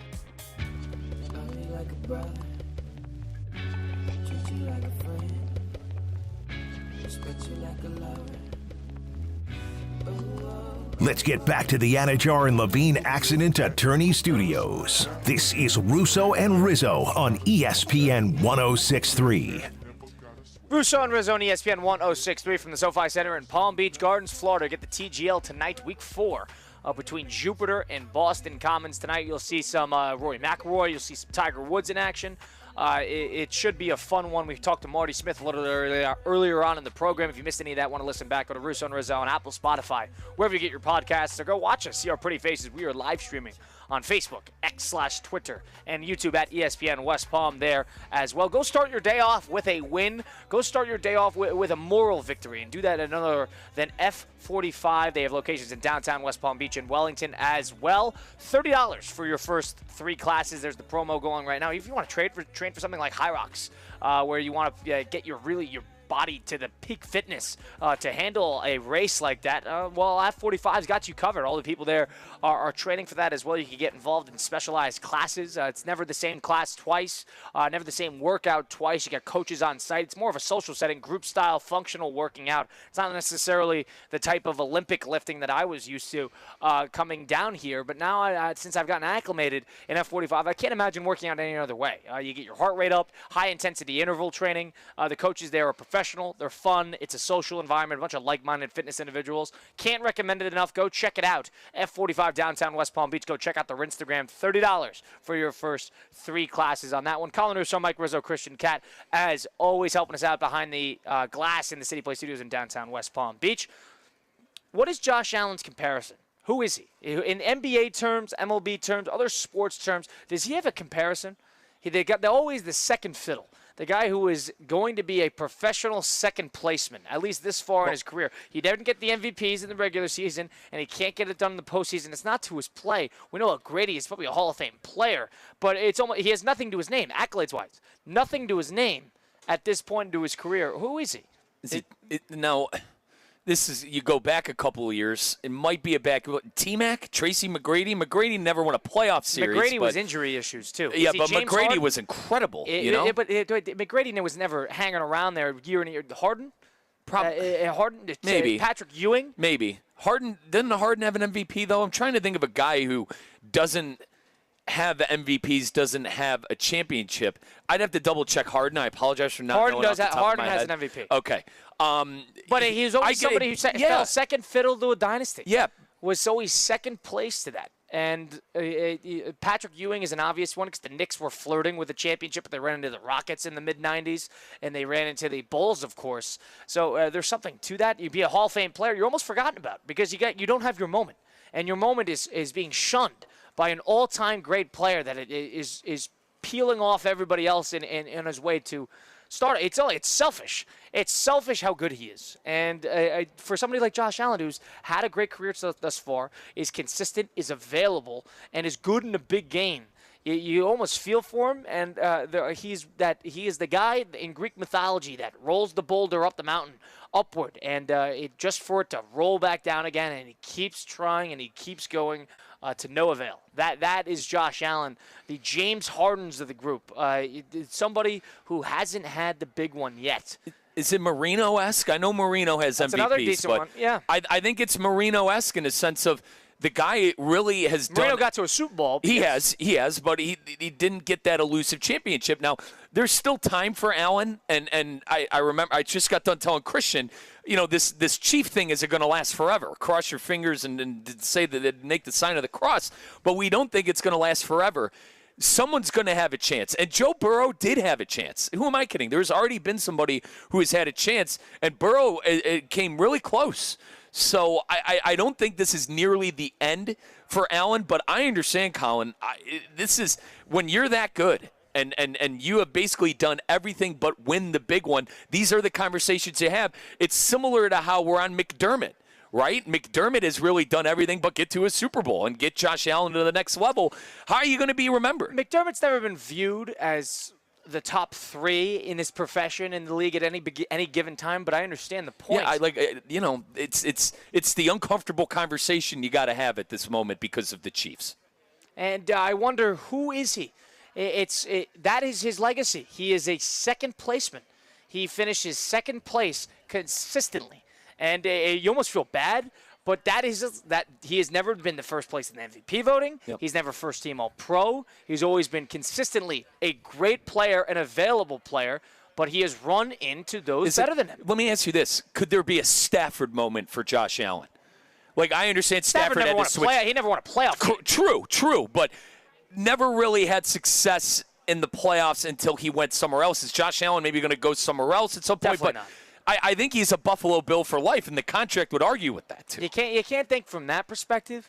But in terms of what he has put together, he's 29 years old. He's going to be 29 years old, and he doesn't have a thing to his name. Let me rephrase. Late success. How about that? Let's call what Stafford did late success. Could there be a chance for Josh Allen to do that? I think so. You're waiting for Mahomes to be done. And so you're going to be waiting a long time. And he's the same age. So you're going to be waiting for Mahomes to be done. That is your goal. This is not we're going to dethrone the king. You are waiting for him to be completed. That is similarly to Brady. Everybody was waiting for him to get out of the mix. You are going to be waiting patiently. I saw the comparison on First Take today with Shannon Sharp and Stephen A. Shannon Sharp kind of compared him to Michael Jordan. Now, Stephen A. completely dismissed it, but I think the point Shannon was trying to make is that for your sport, for the NFL, to win 2 times in a row is unheard of, let alone 3. So I understand the conversation. I do. I understand the conversation maybe more than Stephen A. was willing to court it. But it's what it is right now. You got the best of our generation right now doing it, and you're just going to have to wait till the time is up. I think it's going to be sooner than later. I say that with my fingers crossed. I think they win this year, and something happens. Someone leaves. Like Reed retires, or to Zaslo's point, Kelsey retires. Does that add wrinkles or whatever? But in the NFL, we always say the most important thing is the quarterback. And to Colin's point, if the quarterback is in place, it's really hard to, I think, to get over that point, especially when it's Mahomes. And it's a quarterback league. And weirdly enough, out of all the games that we saw yesterday, I can't put any blame on how any of the quarterbacks played. I thought Mahomes played a good game. I thought Hurts played a very good game. I thought Daniels played a good game. All these guys played pretty much well, and it didn't make it. It was the other things. It was coaching. It was situational football. It was turnovers that they could not control. That were the decision makers, the game-changing moments for these teams. It wasn't necessarily the quarterback. Daniels played a good game. Hurts played a great game. It was because of everything else was just firing on all cylinders, and that's what made the difference. Right. It's very bizarre. And in terms of that Washington game, brutal, 55 points. I mean, that game got out of hand. It was not that bad for the majority of it. 20-12, that fumble on the kick return, that changed the game. Yep. And that was the kicker in the game. And you specifically talked about turnovers too. I mean, if you turn the ball over and they get points immediately, I mean that is just a recipe for disaster. The momentum of the game gone. And to pivot to what we saw with Washington, Washington's happy with the season they had, but they got out of their plan a little bit. What is Washington really good at? What was something that they were stellar at in the postseason? They didn't take sacks and they didn't turn the ball over. Right. What do they do? The third drive of the game, Diami Brown fumbles and Jaden Daniels is hitting the ground in sacks. So all of a sudden, he's getting knocked around, and they're fumbling the ball. Then the team got a little tense. The team got a little up in their business a little bit because all of a sudden they're not as composed. They're not as relaxed. They're sort of playing from behind the 8 ball, and that nervousness showed. Yeah. Other than Daniels, it showed on everybody else. There was almost the moment was a little too big for everybody else other than Jaden Daniels. And credit to the Eagle defense, too. I mean, I've been on them all year. I call them Georgia University because they have so many Bulldogs of years past, part of those national championship teams that are on that defense. And I thought you saw them really disrupt the rookie quarterback. Now, I'm with you. I don't think Daniels played bad at all, but the pressure they were getting on him, I thought, was a huge difference maker in the game. And I didn't expect a 30-point blowout. But you got to credit the Eagles, and you still have to credit what Washington has been able to do with the rookie quarterback making that playoff run. I like the stories out of all sides, probably besides the Bills out of that game. Obviously, the Chiefs are going for a three-peat. The Commanders are back on the map with Jane Daniels, new ownership at GM. The Philadelphia Eagles are back to their, second Super Bowl in 3 years. Right, so I think there are good storylines for all these teams not named the Buffalo Bills. The Bills are the ones that are reeling today. And I feel for Josh Allen. I feel for the fan base. And honest to God, I feel for the coach who a lot of people are putting the blame on. I can't understand the notion that all of a sudden a movement from the head coach is the right move.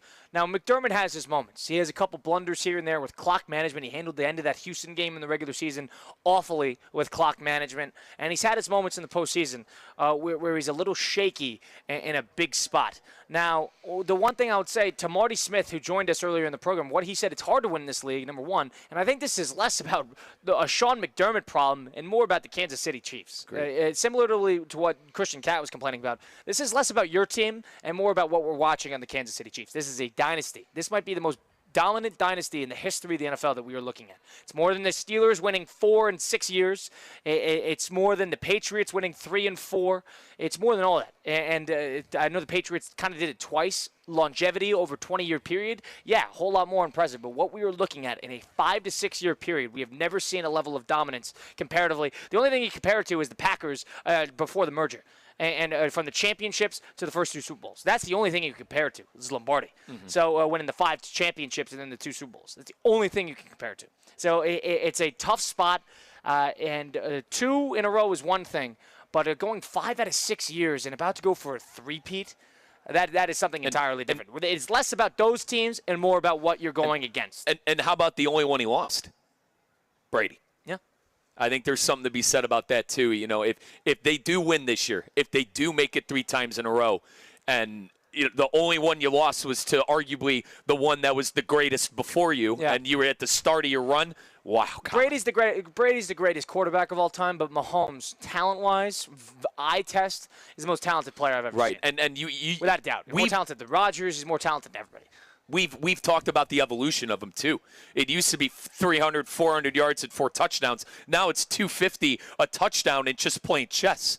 I mean, that Chiefs offense, I feel like, is playing chess half the time when they're out there, running the ball well, getting first downs, and keeping the chains moving, and really keeping the opposing offense off the field. So, hindsight, what we're looking at, it's not less about what they should do with McDermott or if the Ravens should reload in any sort of sense elsewhere. This is all about what you are watching in Kansas City. Make truth with it. I understand they get the calls, and everybody's sick of it. You're sick of them for a reason, because they are so good. They play perfectly. They are situationally sound, and they do not make mistakes. They do not kill themselves in these games. You are looking at the most dominant dynasty in the history of the NFL right now, in the moment. And I would take them against the Eagles, and whether they win or lose, I have no doubt in my mind they're going to be right back there next year. Yep. That is the truth. That is the truth you have to face, is that what Mahomes and what Reed and what that team is doing is as impressive as we have ever seen in this day and age, where everybody is aiming to build to beat the Chiefs. And there's a number of Hall of Fame quarterbacks that are playing at this moment. There's nobody as more dominant as what we are seeing with the Chiefs right now. None. You can't compare it to the Bradshaw years. You cannot compare it to the Cowboys with Aikman, Smith in the mid-'90s. You can't compare it to the Broncos. You can't compare it to the greatest show on turf. You can't compare it to the Patriots in 2000. This is as dominant as we have ever seen. To the point where they win the Super Bowl last year, and then the talks out of the Chiefs in the offseason was, we hated how we won. We hated how we won. Fast forward to the season. They win 15 games, they get home field, and they're back in the Super Bowl. That's a winning team. That's a winning pedigree. Fair play to Andy Reid. Fair play to Patrick Mahomes and Travis Kelce and the leaders of this team. I agree with Colin. We might never see anything like it again. I'm not saying I'm going to enjoy it, but at least I know what I'm looking at. I'm not going to enjoy it, but I know what I'm looking at. And that's why when someone finally beats them, it's going to be that much more sweet. Take a time out here on Russo and Rizzo on ESPN 106.3. Live from the Anajar and Levine Accident Attorney Studios. Anajar and Levine Accident Attorneys. Call 1-800-747-FREE. This is ESPN 106.3.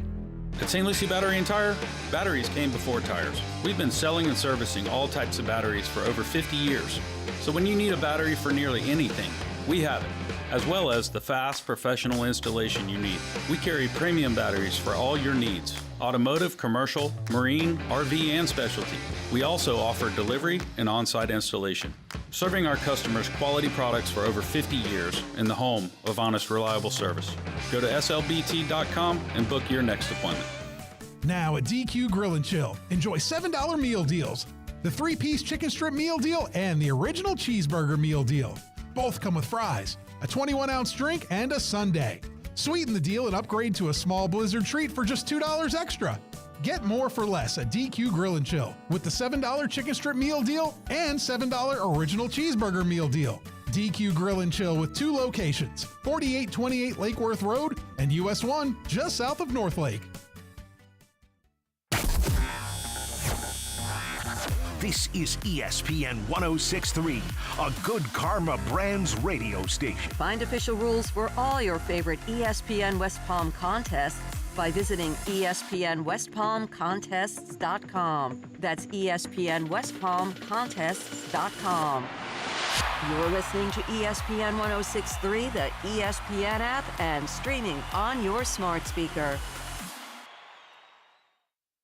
ESPN West Palm is highlighting the best performance of the week, presented by Baptist Health Orthopedic Care. Every week, a different team will be featured across ESPN 106.3 and ESPN West Palm Play. The winning performance receives $500, courtesy of Baptist Health Orthopedic Care. Do you know a team, player, or school with a killer performance? Nominate them by emailing highschool@espnwestpalm.com. Baptist Health Orthopedic Care.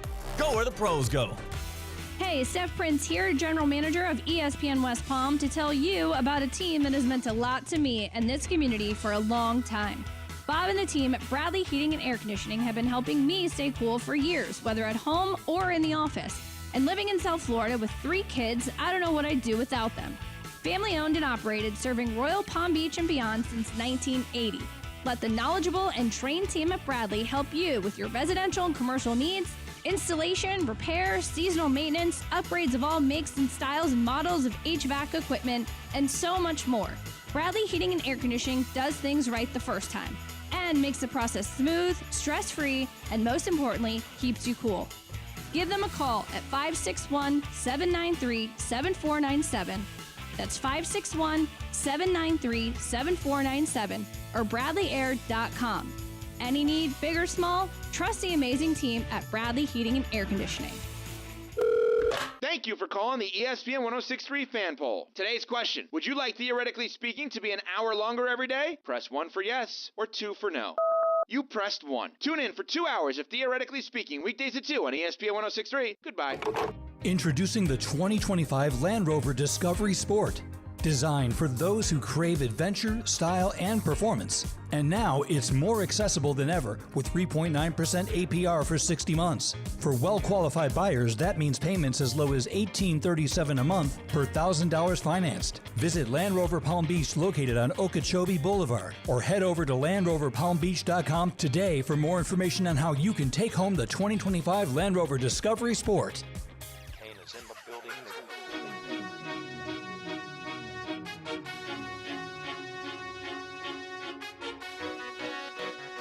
Duval. Let's get back to the Anajar and Levine Accident Attorney Studios. This is Russo and Rizzo on ESPN 106.3. In full basketball mode at the moment. You got a little college hoops action, a little NBA. You got the Super Bowl still to go. Plenty of prop bets to go around. No better time to get started over on Hard Rock Bet. Go download it today on the Google Play Store, the Apple App Store. Go to hardrock.bet to get started today. Hard Rock Bet, if you're not the type who likes to put a ton of money into a certain bet or as a sports gambler, you can put as little as $1, put up to 20 legs, put together a parlay. Check out the Discover page, where the Discover page has all the other bets and the parlays that other users put together.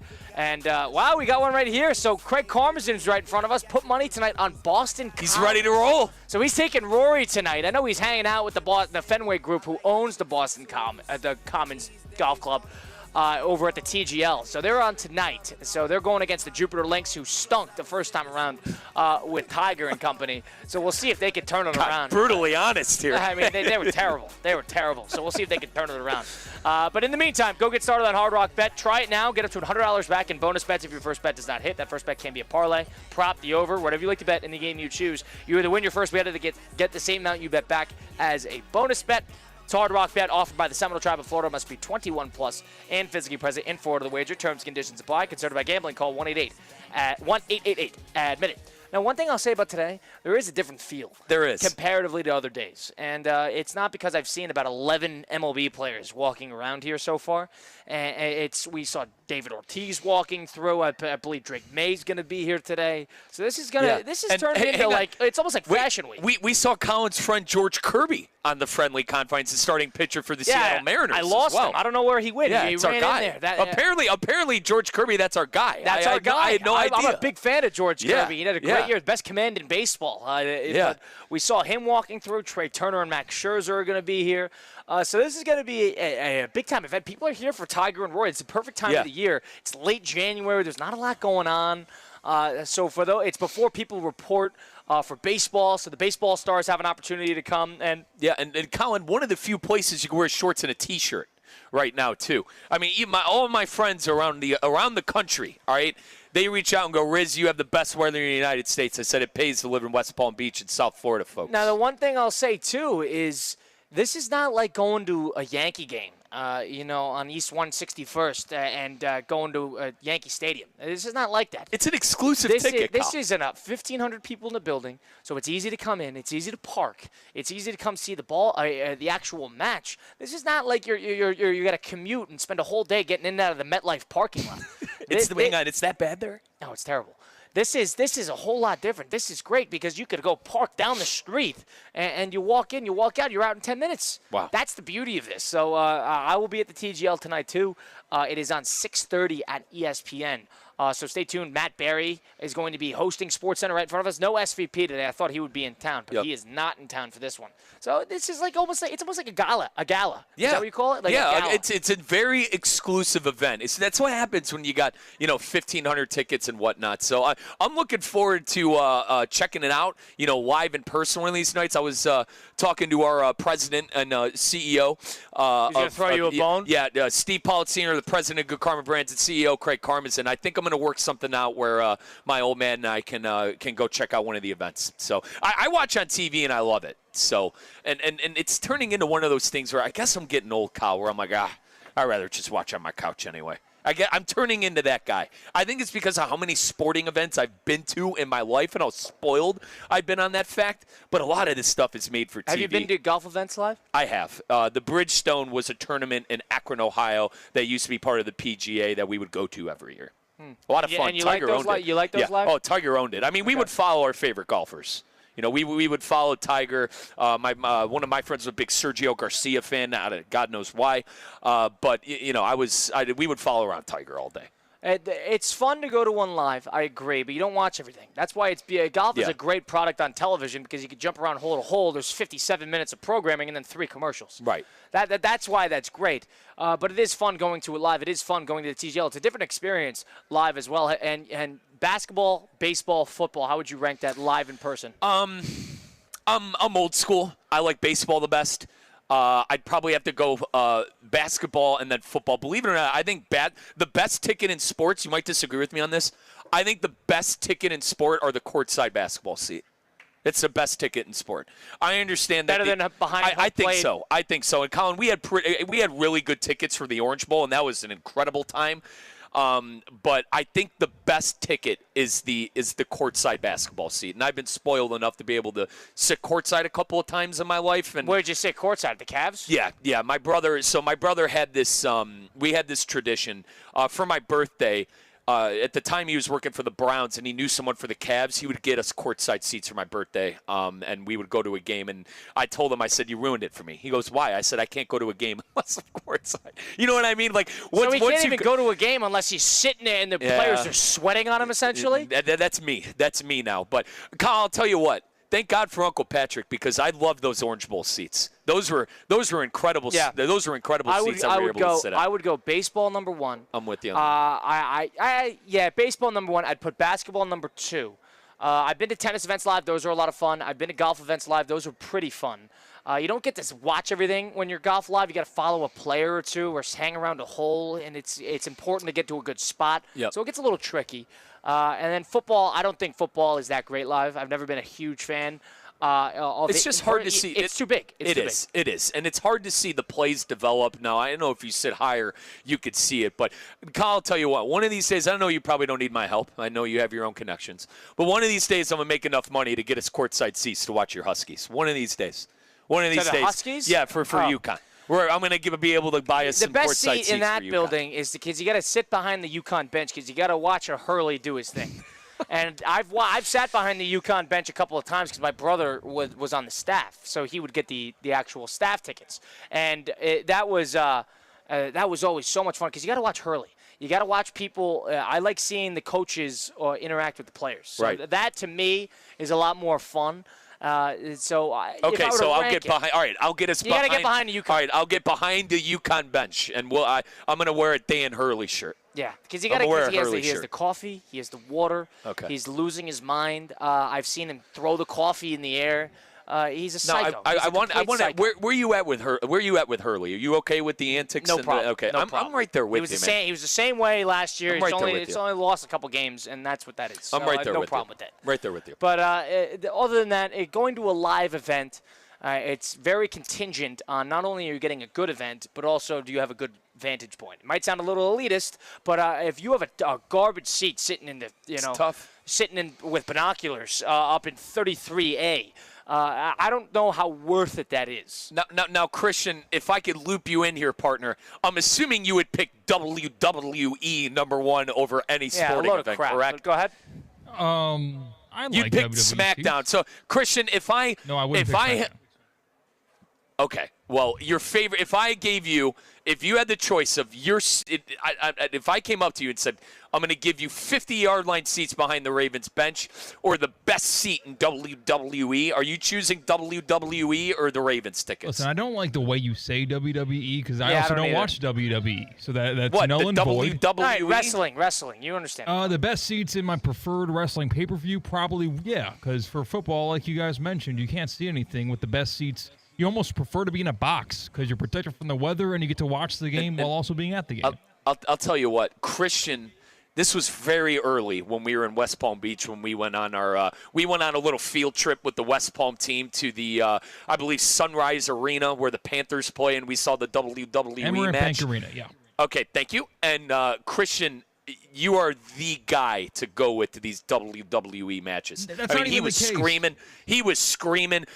Who did you say was True Love? Like, dude, you were into it, and you were a riot. Well, I would go again with you. A special case. Like any wrestling fan would be the same as I am because they're a part of it. You got to be a part. You got to play the part. You got to boo the bad guys. You got to cheer the good guys.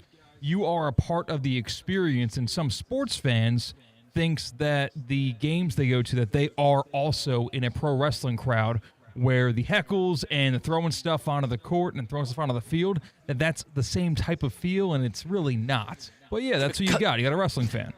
Colin, you want to know where I had fun at? My Uncle Jay got us Nate Diaz and Conor McGregor tickets in Las Vegas. Probably like 2018, 17. That was an unbelievable atmosphere. I'm very sad that I never got to see big-time boxing like our dads. I'm sad with kind of what happened to boxing, neither here nor there. But that UFC event that I went to in Las Vegas was unbelievable. So I haven't been to a UFC. And I'm not necessarily a UFC guy either. I think they need a big star. I think ever since McGregor, they've been looking for a star. But I'll tell you what, the atmosphere in Vegas was unbelievable that night. Wow, interesting. I think for that one too, it's another situation where you need a decent spot. These boxing matches, they sell out NFL stadiums. You can't see anything. So you have to be in a decent spot if you actually want to have a good vantage point to the game. I think basketball is great live because it's fairly easy to see. All these guys are huge. They're impossible to miss. And the venues is not as big. That's why college hoops, I think, is great live because the venues are never that big. And you're always there. You can feel it. It's a different atmosphere. Baseball, usually pretty good. It depends on the stadium. In terms of the feel and getting there, in and out, the vibe. That is more of an event, more so than going there for the game. But I understand both sides. In terms of the best seat, I mean, that combat sports is an interesting take. I got to do that. Yeah, no, if we have a UFC close in one of the Florida neighboring cities, we should go because that was fun. And we got to make sure it's a good ticket. I sadly don't know what a good card or ticket is anymore. We'll have to ask Dean Thomas that question, former UFC fighter. Now, we both said baseball, so I'm going to press you a little bit.